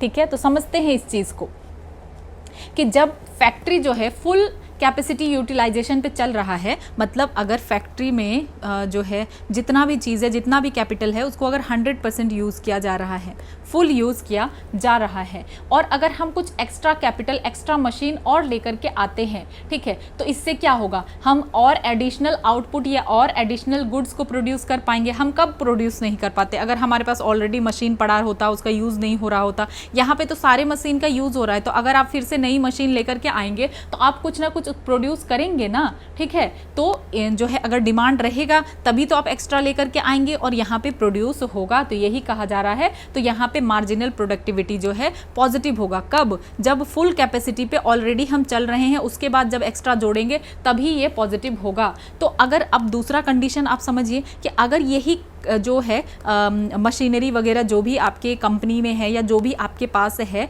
तो सबका यूज़ नहीं हो रहा है, आप लेस यूज़ कर रहे हैं, जितना यूज़ करना चाहिए था आप उससे कम यूज़ कर रहे हैं, तो अगर आप इसमें और एक्स्ट्रा ऐड कर ही दें, ठीक है, तो क्या आपका एडिशनल आउटपुट प्रोड्यूस होगा? अगर आपने एक्स्ट्रा कैपिटल लेकर आए तो नहीं, एडिशनल आउटपुट प्रोड्यूस नहीं होगा, क्योंकि यहाँ पे जो पहले से पड़ा हुआ मशीन ये ठीक है, ये सब का तो आप यूज़ कर ही नहीं रहे हैं, तो आपको ये एक्स्ट्रा ला करके आप करेंगे क्या? ठीक है, तो यहाँ पे इस कंडीशन में क्या होगा, क्योंकि डिमांड कम है इसलिए जो पहले से ही मशीन है वही यूज़ नहीं हो रहा है। तो दूसरा, अगर हम दे भी देंगे तो कोई फ़ायदा नहीं होगा, यहाँ पे यूटिलाइज नहीं होगा। तो आपको यही बात याद रखना है कि अगर जो है ऑलरेडी आप फुल कैपेसिटी से नीचे चल रहे हो, आपके पास ऑलरेडी मशीन्स वगैरह पड़ा हुआ है, तो आप एक और मशीन ला दो या कुछ और कैपिटल ऐड कर दो, यहाँ पे प्रोडक्शन जो है, आउटपुट जो है आपका इंक्रीज नहीं होगा, ठीक है, आउटपुट आपका क्या होगा, डिक्रीज होगा, ठीक है, ये चीज़ आप समझ चुके हैं। तो अब दूसरा जो है हम समझ लेते हैं मार्जिनल प्रोडक्टिविटी ऑफ लेबर के बारे में, ठीक है। तो अगर कोई भी फैक्ट्री, तो ये मार्जिनल प्रोडक्टिविटी ऑफ लेबर को लेकर के जो अगर वो एग्रीकल्चर वाला आप एग्जाम्पल जो कि पूछा भी जाता है कि जहाँ पे हम कहते हैं marginal productivity of labour is zero, तो होता क्या है कि पहले से ही इस सपोज ये फील्ड है, यहाँ पे 6 लोग काम कर रहे हैं और 6 लोग अच्छा खासा काम कर रहे हैं, अगर हम 7वां अगर एक और इंसान को हम बढ़ा दे तब भी इस फील्ड का प्रोडक्टिविटी नहीं बढ़ेगा, क्योंकि यहाँ ज़रूरी ही नहीं है, फुल यूटिलाइजेशन पे काम हो रहा है। तो यहाँ पे ये जो 7वां लेबर काम करेगा तो क्या इससे ज़्यादा आउटपुट आएगा? क्या नहीं आएगा, ठीक है। तो इसीलिए मार्जिनल प्रोडक्टिविटी ऑफ लेबर क्या हो गया, यहाँ पे ज़ीरो हो गया। तो उसी तरीके से फैक्ट्री के केस में कि अगर फैक्ट्री फुल यूटिलाइजेशन यहाँ हो रहा है तो मार्जिनल प्रोडक्टिविटी ऑफ लेबर क्या होगा, ज़ीरो होगा, ठीक है। अगर आप ऐड करेंगे यहाँ एक्स्ट्रा लेबर तो आउटपुट इंक्रीज नहीं होगा, क्योंकि ऑलरेडी फैक्ट्री जो है फुल यूटिलाइजेशन, फुल कैपेसिटी पे काम कर रहा है, ठीक है, ये हो गया। देन अब देखते हैं हम 21 का, ठीक है, 21 में कि क्या है। सो यहाँ पे कहा जा रहा है if a country's growth rate is good, अगर किसी कंट्री का ग्रोथ रेट अच्छा है but there is no corresponding growth, ठीक है, किसी कंट्री का ग्रोथ रेट अच्छा है पर यहाँ कोई करस्पॉन्डिंग ग्रोथ रेट नहीं है एम्प्लॉयमेंट में, ठीक है, ग्रोथ रेट कंट्री का अच्छा है लेकिन एम्प्लॉयमेंट में कोई जो है ग्रोथ नहीं देखने के लिए मिल रहा है, then which of the following could be the reason, तो फिर क्या कारण इसका जो है हो सकता है, ठीक है। तो इसमें हम देख लेते हैं कि the growth is coming from better utilisation of existing capacity and not because of increase in the investment, ठीक है। अब और ऑप्शन को देख लेते हैं, the growth is coming from increase in investment but not because of better utilisation of existing capacity, तो ये सही नहीं लग रहा है, ठीक है। देन अब नेक्स्ट देखते हैं, the growth is coming from both as a result of increase in investment and increase in capacity utilisation, तो अगर ऐसा हो ही जाता कि इन्वेस्टमेंट भी हो रहा है, कैपेसिटी यूटिलाइजेशन ही हो रहा है, तो फिर एम्प्लॉयमेंट जनरेट क्यों नहीं होगा। यहाँ पे भी अगर आप जो है इंक्रीज कर रहे हैं इन्वेस्टमेंट में तो एम्प्लॉयमेंट जनरेट क्यों नहीं होगा, एम्प्लॉयमेंट तो जनरेट होगा, इसीलिए इसका आंसर क्या है, ए है, ठीक है। कि हायर इकोनॉमिक ग्रोथ कैसे होगा, ज़्यादा से ज़्यादा इकोनॉमिक ग्रोथ कब होगा, जब यहाँ पे एडिशनल इन्वेस्टमेंट होगा, ठीक है, क्या होगा, इन्वेस्टमेंट यहाँ पे होता रहेगा, ठीक है, और इंक्रीज होगा कैपेसिटी यूटिलाइजेशन में, ठीक है, तब जाकर के यहाँ पे हमें क्या देखने के लिए मिलेगा, ग्रोथ देखने के लिए मिलेगा। तो जब इकोनॉमिक ग्रोथ जो है नए इन्वेस्टमेंट में आता है ना, ठीक है, सपोज अगर आप न्यू इन्वेस्टमेंट कर रहे हैं, अगर न्यू इन्वेस्टमेंट कर रहे हैं, न्यू मशीनरी ले रहे हैं, नया फैक्ट्री लगा रहे हैं, तो आपको तो एम्प्लॉयमेंट देना ही पड़ेगा ना, ठीक है। आप क्या करेंगे, एम्प्लॉयमेंट नए लोगों को तो देंगे ही, ठीक है। तो इसीलिए ये वाला कहा जा रहा है कि ग्रोथ जो है ये कहाँ से आ रहा है, better utilisation of existing capacity से आ रहा है। मतलब जो आपने नया कुछ इन्वेस्ट नहीं किया, लेकिन आपकी जो फैक्ट्री थी तो यहाँ पे अब प्रॉपर काम हो रहा है, सारे जो वर्कर हैं अच्छे से काम कर रहे हैं, तो यहीं से आपका जीडीपी बढ़ रहा है। लेकिन ऐसा नहीं है कि आपने जो है नया इन्वेस्टमेंट किया, अगर नया इन्वेस्टमेंट किया होता तो आपका एम्प्लॉयमेंट भी बढ़ता, जीडीपी के साथ साथ क्या बढ़ता, एम्प्लॉयमेंट भी बढ़ता। तो इसका सिंपल मतलब है कि यहाँ पे कोई भी नया जो है इन्वेस्टमेंट नहीं हुआ है। ठीक है, दैट्स इट, बस इतना ही है। अब आगे देखते हैं। Economic growth in a country will necessarily have to occur. ठीक है, कौन सा ऐसा कंडीशन है जिसमें कि इकोनॉमिक ग्रोथ जो है होगा ही होगा। अगर यहाँ पे टेक्निकल प्रोग्रेस हो कंट्री में तो क्या इकोनॉमिक ग्रोथ होगा ही होगा। ठीक है, अगर पॉपुलेशन ग्रोथ है कंट्री में तो क्या इकोनॉमिक ग्रोथ होगा ही होगा, या कैपिटल फॉर्मेशन हो रहा है कंट्री में तो इकोनॉमिक ग्रोथ होगा ही होगा, या कंट्री का एक्सपोर्ट अगर बढ़ रहा है। तो आपने जितना लेक्चर को अगर देख ही लिया तो आप इसका आंसर इजीली बता सकते हैं कि इसका आंसर क्या है। ठीक है, इसका आंसर है सी, कि अगर कैपिटल फॉर्मेशन हो रहा है कंट्री में तभी तो ग्रोथ होगा। ठीक है, ग्रोथ के लिए कैपिटल फॉर्मेशन का होना बहुत ही ज़्यादा ज़रूरी है। ठीक है, यहाँ पे यही कहा जा रहा है कि ग्रोथ के लिए क्या है कि कैपिटल फॉर्मेशन का होना ज़रूरी है। अगर आप इन्वेस्टमेंट करेंगे इकोनॉमी में, ठीक है, इन्वेस्टमेंट कहने का मतलब ही है कि, give me a moment, investment मतलब कहने का मतलब ही है कि कैपिटल गुड्स जो है ज़्यादा से ज़्यादा बनेगा। ठीक है, अगर कोई इकोनॉमी जो है प्रोड्यूस करेगी कंजम्पशन गुड ज़्यादा कंज्यूम करने के लिए, ठीक है, कंजम्पशन गुड ज़्यादा प्रोड्यूस करेगी और कैपिटल गुड्स को प्रोड्यूस नहीं करेगी, ठीक है, तो उसका जीडीपी क्या रहेगा, उसका जीडीपी कांस्टेंट रहेगा, ग्रो नहीं करेगा। ठीक है, लेकिन अगर जो है प्रोडक्शन होगा कैपिटल गुड्स का, इन्वेस्टमेंट होगा इकोनॉमी में, ठीक है, तो यहाँ पे हमें देखने के लिए मिलेगा कि जीडीपी इंक्रीज हो रहा है। ठीक है, तो ये चीज़ याद रखना ज़रूरी है कि कैपिटल फॉर्मेशन होना बहुत ज़रूरी है। ठीक है, देन अब देखते हैं 23 का answer. A country is going through a phase of industrialisation, which of the following statement is correct. कोई भी कंट्री अगर इंडस्ट्रियलाइजेशन के फेज से जा रहा है तो क्या होने वाला है। ठीक है, तो यहाँ पे अगर देखें तो capital to labour ratio increase, ठीक है, कैपिटल टू लेबर रेशियो क्या बढ़ेगा, प्रोडक्टिविटी ऑफ लेबर इंक्रीज होगा, टोटल फैक्ट्री प्रोडक्शन इंक्रीज होगा, क्योंकि इंडस्ट्रियलाइजेशन हो रहा है तो क्या होगा, हाँ ये तीनों सही है, मतलब ऑल ऑफ द अबव होगा। ठीक है, अगर कोई भी कंट्री में इंडस्ट्रियलाइजेशन हो रहा है, अगर इंडस्ट्रियलाइजेशन हो रहा है तो इसका मतलब क्या है कि ज़्यादा से ज़्यादा कैपिटल वो कंट्री प्रोड्यूस करेगी। ठीक है, और लेस लेबर जो है, अगर ज़्यादा कैपिटल प्रोड्यूस करेगी, ज़्यादा कैपिटल यूज़ करेगी और लेबर जो है कंपैरेटिवली कम यूज़ करेगी। ठीक है, तो हम यहाँ पे कह सकते हैं कि जो भी लेबर वगैरह है वो रिप्लेस हो जाएंगे कैपिटल या मशीनरी से। ये तो हमें देखने के लिए ही मिलता है कि यहाँ पे क्या होगा, इसीलिए capital to labour ratio increase हो जाएगा। क्या होगा, कैपिटल टू लेबर रेशियो बढ़ जाएगा, यही कहा जा रहा है। तो ये बिल्कुल सही है कि ratio of capital to labour increase, मतलब कैपिटल ज़्यादा होगा, लेबर कम होता जाएगा, यही होगा ना, यहाँ पे लेबर जो है कम होता जाएगा तो कैपिटल बढ़ेगा, capital to labour ratio increase कहा जा रहा है। क्या बढ़ेगा, लेबर घटेगा और कैपिटल बढ़ेगा, तो ये वाला बिल्कुल सही बात है। ठीक है, इंडस्ट्रियलाइजेशन होता है तो ऐसा तो होता ही, कैपिटल बढ़ रहा है, लेबर जो है घट रहा है। देन इंडस्ट्रियलाइजेशन की वजह से क्या होगा, प्रोडक्टिविटी ऑफ लेबर भी इंक्रीज होगा। तो अब इसको समझते हैं कि अगर इंडस्ट्रियलाइजेशन हुआ तो यहाँ पे प्रोडक्शन होगा गुड्स एंड सर्विसेज का। ठीक है, गुड्स एंड सर्विसेज का प्रोडक्ट जो है ज़्यादा से ज़्यादा प्रोडक्शन होगा, तो हो सकता है कि यहाँ पे जितने लेबर थे, सपोज अगर यहाँ पे 10 लेबर थे, ठीक है, तो हो सकता है कि यहाँ पे 8 लेबर से भी काम चल जाए।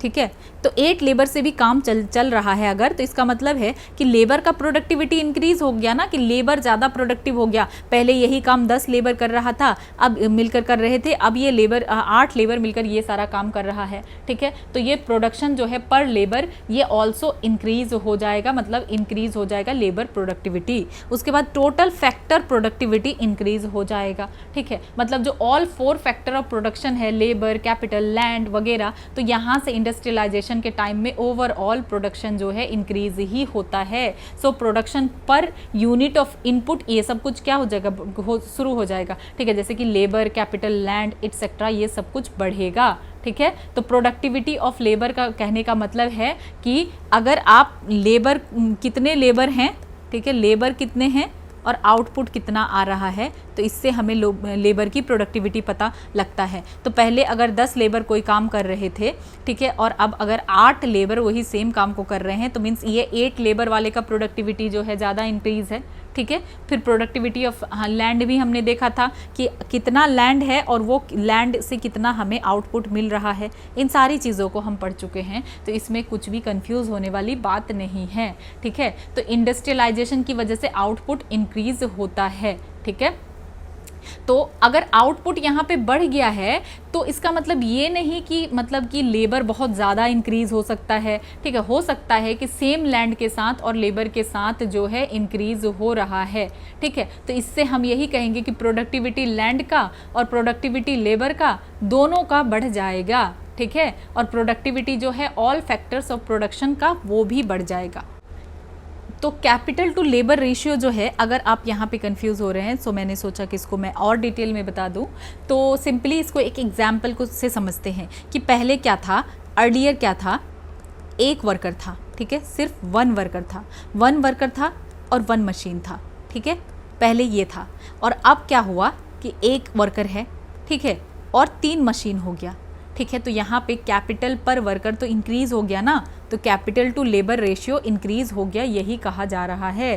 तो इसका मतलब क्या है कि हायर प्रोडक्टिविटी है, कि वर्कर जो है, कम वर्कर ज़्यादा से ज़्यादा प्रोड्यूस कर सकते हैं यूजिंग बेटर टूल्स, ठीक है। कैपिटल इंटेंसिव प्रोडक्शन यहाँ पे होगा और यहाँ पे पॉसिबल लेबर डिस्प्लेसमेंट होगा जब भी capital to labour ratio increase हो जाएगा, ठीक है, कि यहाँ लेबर कितना है और कैपिटल कितना है। तो पहले 1 लेबर था और जो है 1 कैपिटल था, अब हम देख रहे हैं कि 1 वर्कर है और 3 कैपिटल है, ठीक है। तो यहाँ पे डिस्प्लेसमेंट ज़्यादा होता है, ठीक है। तो इस तरीके का चीज़ें हमने देख लिया। अब ये देखते हैं 24 का answer, which of the following statement is correct about CPI rural, CPI urban और CPI कंबाइंड इंडेक्स। तो inflation data is published by NSO, तो डेफिनेटली इन्फ्लेशन डेटा को NSO पब्लिश करती है। अब बेस ईयर जो है इसका CPI का 2011 से 12 जो है। तो पहले देखा जाए तो ये सही होता, पर अभी बेस ईयर क्या हो गया है, चेंज हो गया है CPI का, ठीक है। CPI को कैलकुलेट करने के लिए बेस ईयर आई थिंक 2024 हो चुका है, तो आप इसको सर्च भी कर सकते हैं। ये इंपॉर्टेंट है क्योंकि बेस ईयर में चेंजेस हुआ है, तो मे बी इससे क्वेश्चन भी पूछा जाए, ठीक है। तो ये बेस ईयर अब ये नहीं है, ठीक है, पहले तक यही था पर अब चेंज हो चुका है। और it is released for all Indian and for all states and all UTs separately on monthly basis. तो डेफिनेटली ये जो है ऑल इंडिया के लिए, स्टेट्स के लिए, यूटीज़ के लिए सेपरेटली जो है मंथली बेसिस पे रिलीज़ होता है। तो सारा ही सही होता, पर क्योंकि अब ये बेस ईयर बदल गया है तो आई थिंक ये वाला नहीं, 1 और 3 अब सही होगा, ठीक है। तो आपको ये चीज़ बेस ईयर को थोड़ा ध्यान दे देना है। क्वेश्चन नंबर 25 CPI के बारे में है, CPI कंबाइंड। तो इससे पहले इसको सॉल्व करें तो थोड़ा सा डिटेल्स में जान लेते हैं कि आखिर ये CPI कंबाइंड क्या है या CPI क्या है। तो CPI सिंपली है क्या, CPI है क्या, basket of goods and services है, ठीक है, कि एक बास्केट है, इसमें कुछ गुड्स है और सर्विसेज है, ठीक है। और इच आइटम, जो भी आइटम है इस बास्केट में, उसको कुछ वेट दिया गया है। सपोज़ अगर इसमें फूड है तो उसको कितना वेट है, और जो भी चीज़ है उसको वेट दिया गया है। वेट फिर डिपेंड किस चीज़ पे करता है कि कितना कंज्यूमर स्पेंड करते हैं। तो जैसे कि अगर फूड आइटम को ज़्यादा यूज़ करते हैं तो फूड आइटम को ज़्यादा, मोबाइल फ़ोन को कम यूज़ करते हैं तो मोबाइल फ़ोन को कम। तो इस तरीके से जस्ट फॉर एग्जांपल कि ऐसा होता है कि वेट कैसे असाइन किया जाता है यूजर्स के ऊपर, ठीक है। तो एग्जाम्पल के तौर पे वही है कि अगर हम देखें फूड को, तो फूड को हाइयर वेटेज दिया गया है, ठीक है। जैसे कि अगर कुछ और आइटम है इंटरटेनमेंट से रिलेटेड या कुछ भी, तो उसको कम इम्पोर्टेंस दिया गया है। तो अगर हम देखें तो CPI कंबाइन में क्या होता है, CPI कंबाइन में रूरल प्लस अर्बन दोनों होता है, और इसका बेस ईयर जो है अभी इसको चेंज कर दिया गया है, ठीक है। इसका बेस ईयर अभी क्या है, 2024 है, ठीक है। तो कंजम्पशन अगर पहले 2011 और 12 था, मतलब जो भी कंजम्पशन पैटर्न है तो इसी के बेस पे देखा जाता था, ठीक है। तो यहाँ पे क्या किया गया था कि क्या किया जाता है कि जब भी, तो यहाँ वेट असाइन कर दिया जाता है कि इस प्रोडक्ट का इतना वेट है, उस प्रोडक्ट का इतना वेट है, तो ये जो है इस तरीके से वेट असाइन किया जाता है। तो सबसे इम्पॉर्टेंट बात याद रखने की ज़रूरत ये है कि अगर हम इन्फ्लेशन देख रहे हैं CPI में, तो दो चीज़ देखते हैं, एक तो प्राइस और दूसरा वेट, ठीक है। वेट को भी देखते हैं और प्राइस को देखते हैं, ठीक है, वेट और प्राइस को।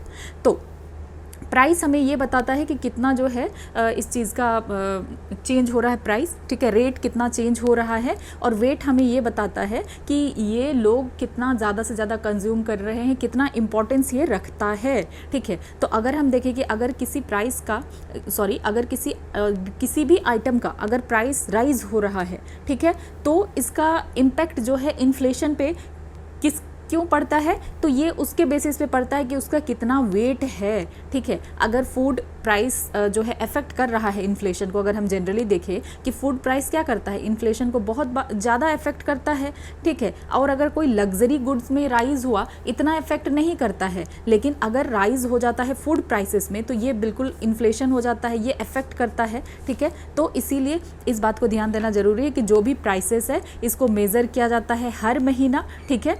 तो CPI में हम क्या देखते हैं, इन्फ्लेशन देखते हैं हर महीना, ठीक है। और वेट्स जो है, जो भी वेट असाइन किया जाता है, ये हर मंथ नहीं किया जाता है, या इसको ईयरली भी नहीं किया जाता। जैसे बेस ईयर फिक्स किया गया तो इसको मतलब 5 से 6 साल कह सकते हैं। जनरली वेट असाइन किया जाता है लॉन्ग पीरियड के लिए, 5 से 6 साल के लिए, ठीक है। और फिर इसको पीरियडिकली रिवाइज किया जाता है कंजम्पशन पैटर्न के अकॉर्डिंग, ठीक है।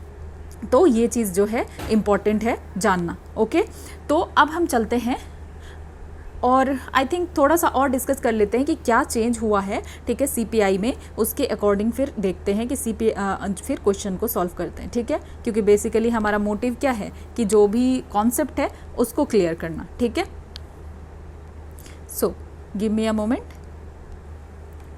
तो अगर हम देखें 2024 में क्या बदलाव किया गया है, तो नया बेस ईयर जो है 2024 में नहीं, 2026 में ये हुआ है।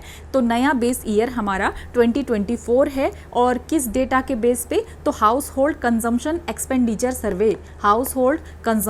एक्सपेंडिचर सर्वे के बेस पे ऐसा किया गया है। तो यहाँ पे कुछ बदलाव किया गया है जो आपको ध्यान देना चाहिए, ठीक है। क्या बदलाव किया गया है, जो फूड का, ठीक है, फूड आइटम का जो वेट था, ठीक है, फूड आइटम का वेट था, ये पहले 45% था लगभग, ठीक है, 45.86% था। इसको 45 से 36% कर दिया गया है। तो ये इंपॉर्टेंट है, अगर आपको नहीं पता है तो आप नोट डाउन कर सकते हैं बेस ईयर के बारे में और फूड प्राइसेस के बारे में। तो इसको किया गया है, ठीक है। और बास्केट के साइज़ को भी बढ़ा दिया गया है। पहले हमारे जो है CPI बास्केट में 299 आइटम हुआ करता था, अभी इस बार क्या कर दिया गया है, 358 आइटम और भी आइटम हमारे CPI में जोड़ दिया गया है। और कुछ नया चीज़ भी जोड़ दिया, कुछ नया सर्विसेज जैसे OTT सब्सक्रिप्शन वगैरह, ये सब pen drives, baby sitting services, ये सब को भी ऐड किया गया है, ठीक है। तो यहाँ पे अगर देखें तो डिजिटल इंटीग्रेशन किया गया है, और प्राइसेस जो है अब कलेक्ट किया जाएगा 12 ऑनलाइन मार्केट से। तो ये बदलाव किया गया है, ठीक है। ये चीज़ अगर आप इसको नोट डाउन कर सकते हैं, ठीक है। तो CPI क्या मेज़र करता है, इन्फ्लेशन फ्रॉम बायर्स पर्सपेक्टिव, जो खरीद रहा है, जो कंज्यूमर है उसके पर्सपेक्टिव से होता है, रिटेल होता है। लेकिन जो WPI है ये सेलर्स के पर्सपेक्टिव से होता है, ठीक है। CPI में क्या इंक्लूड है, सर्विसेज है, और WPI में अगर देखें तो जनरली गुड्स के बारे में ही रहता है, सर्विसेज नहीं रहता है, ठीक है। ये कुछ चीज़ें हैं। और 2014 से RBI जो है CPI कंबाइंड को यूज़ करती है इन्फ्लेशन के लिए, ठीक है। इन्फ्लेशन टारगेट हमारा कितना है, 4 ± 2%, मतलब 2 से लेकर के 6% तक हो सकता है। इन सारी चीज़ों को हम पढ़ चुके हैं, ठीक है। तो ये कुछ चीज़ें हैं। तो हेडलाइन इन्फ्लेशन अगर देखें तो जनवरी 2026 के अकॉर्डिंग कितना था, 2.75%, और फूड इन्फ्लेशन 2.13% लगभग ऐसा था। तो इतना आपको परेशान होने की ज़रूरत नहीं है, ठीक है। तो जो बेसिकली आपको जानना था कि क्या है कि 45% से 36% हो गया है, फूड आइटम का थोड़ा सा वेट घटा है और नया सर्विस यहाँ पे ऐड हुआ है और 2024 बेस ईयर है, ठीक है। तो ये पूरा डिटेल है। Then give me a moment.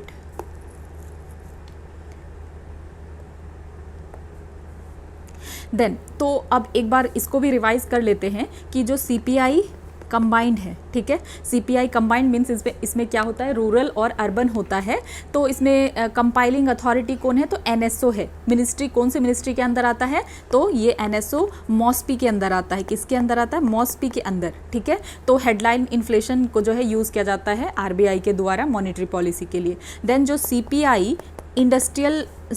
Industrial worker के लिए है, ये सब आप नोट डाउन भी कर सकते हैं अगर याद नहीं रहता है तो। देन CPI एग्रीकल्चरल लेबरर के लिए है, ठीक है। देन CPI रूरल लेबरर के लिए है। तो ये सब जो है लेबर ब्यूरो करता है। ये सारी चीज़ों को कौन कर रहा है, लेबर ब्यूरो। इन सारी चीज़ों को लेबर ब्यूरो कर रहा है, जो कि ये किसके मिनिस्ट्री, कौन सी मिनिस्ट्री के अंदर आता है, मिनिस्ट्री ऑफ लेबर के अंदर, मिनिस्ट्री ऑफ लेबर के अंदर आता है, ठीक है। ये कुछ चीज़ें हैं। तो ये जो इंडस्ट्रियल वर्कर वाला है, इसको मेनली यूज़ किया जाता है डियरनेस अलाउंस DA के रिवीजन के लिए, ठीक है। तो इतना आई थिंक इनफ है। अब हम सॉल्व करते हैं इस क्वेश्चन को।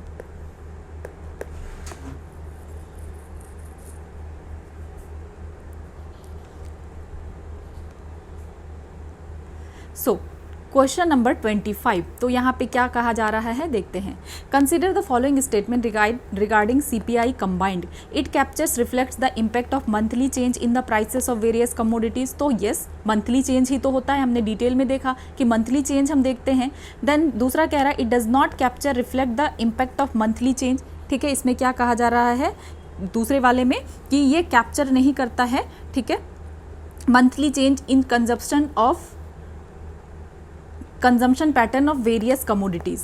तो ये भी करेक्ट है, क्योंकि CPI में यहाँ पे क्या कहा जा रहा है, पहले वाले में कहा जा रहा है कि इसमें हम देखते हैं जो वेरियस कमोडिटीज़ है उसके प्राइस चेंज को हम देखते हैं, ठीक है, कि उसके प्राइस में क्या चेंज हुआ। तो सही बात है, जो बास्केट है हम उसी बास्केट में इन्हीं को देखेंगे ना कि कौन सा प्राइस चेंज हुआ। अब इस बास्केट में जैसे कि हमने देखा 358 आइटम है, तो इस आइटम के अलावा अगर और भी तो आइटम्स हैं तो हम उनको नहीं देखते। तो सेकेंड स्टेटमेंट वही तो कह रहा है कि इट डज नॉट कैप्चर और reflect the impact of monthly change in consumption pattern of various commodities. तो ये बिल्कुल ठीक है, क्योंकि CPI जो है कुछ फिक्स्ड आइटम का ही देखता है ना, तो इसलिए ये सही है, ठीक है। उसके बाद तीसरा वाला देखते हैं, it captures reflects the impact of yearly change in consumption, ठीक है।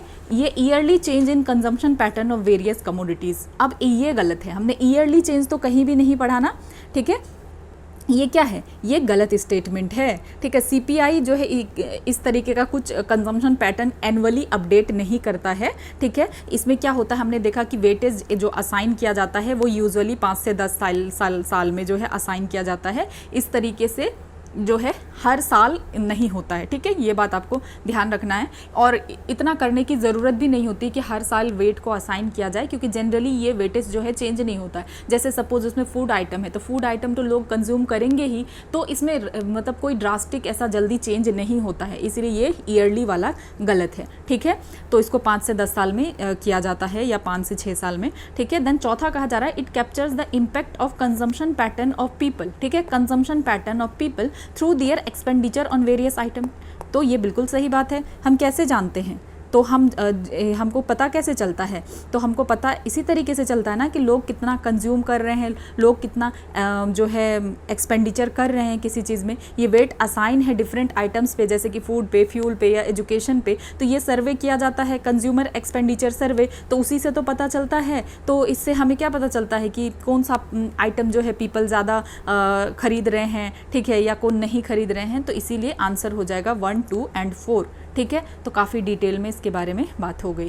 देन अब देखते हैं 26 नंबर, ठीक है। 26 क्या कहा जा रहा है, consider the statement regarding various inflation indices published in the country, ठीक है। तो अब यहाँ पे अगर देखें, wholesale price index does not represent the inflation in services, ठीक है, हमने क्या देखा था कि होलसेल प्राइस इंडेक्स जो है ये रिप्रेजेंट नहीं करता है, इन्फ्लेशन इसमें काउंट नहीं होता है, तो ये सही है। ठीक है, देन दूसरा कहा जा रहा है consumer price index represent inflation in goods and services. ये भी हमने देखा कि जो कंज्यूमर प्राइस इंडेक्स में जो बास्केट है इसमें गुड्स भी है एंड सर्विसेज में है, सर्विसेज भी है, और जो WPI में इसमें से क्या है, इसमें सर्विसेज नहीं है, इसमें गुड्स है। देन तीसरा CPI and WPI represent the inflation of imported goods also. ठीक है, तो ये जो है ये भी सही है क्योंकि CPI और WPI क्या रिप्रेजेंट करता है, इम्पोर्टेड गुड्स को भी रिप्रेजेंट करता है। ठीक है, तो इसमें हम देख लेते हैं इस स्टेटमेंट को कि जब गुड्स को इंपोर्ट किया जाता है इंडिया में तो उनको सबसे पहले कहाँ भेजा जाता है, होल सेल मंडीज़ में। ठीक है, जब गुड्स को इंपोर्ट किया जा रहा है सबसे पहले वो होलसेल मंडीज़ में ही जाएगा ना, और फिर वो रिटेल मार्केट में आएगा, तो होलसेल प्राइसेस और रिटेल प्राइसेस दोनों इम्पैक्ट होता ही है इसकी वजह से, इंपोर्टेड गुड्स की वजह से, तो ये भी बिल्कुल सही है। ठीक है, देन चौथा कह रहा है CPI does not represent the inflation in capital और इंटरमीडिएट गुड्स। ठीक है, तो फोर्थ वाला अगर हम देखें तो ये भी सही है। ठीक है, जो भी गुड्स परचेज किया जा रहा है कंज्यूमर के द्वारा रिटेल मार्केट में वो रिप्रेजेंट नहीं करता है जितना भी गुड्स प्रोड्यूस हो रहा है कंट्री में। ठीक है, क्योंकि हमने देखा कि वो जो बास्केट है उसी के अकॉर्डिंग हम देखते हैं ना, तो इसमें जैसे कुछ इनपुट होगा, कुछ इंटरमीडियरीज होगा, कुछ कैपिटल गुड्स होगा जो कि कंपनी के द्वारा परचेज किया जा रहा है, CPI ये सब इंक्लूड नहीं करता है। ठीक है, यहाँ पे किसकी बात की जा रही, CPI की, लेकिन ये सब कुछ को WI जो है WPI, CPI नहीं करता है लेकिन WPI जो है इसको कैलकुलेट करता है, इसको जो है रिप्रेजेंट करता है। तो याद रखना है कि CPI में कंजम्पशन वाली चीज़ें हैं और जो है कैपिटल और इंटरमीडिएट गुड्स वगैरह इसमें नहीं होता है, लेकिन WPI में होता है, तो इसका आंसर ऑल है। ठीक है।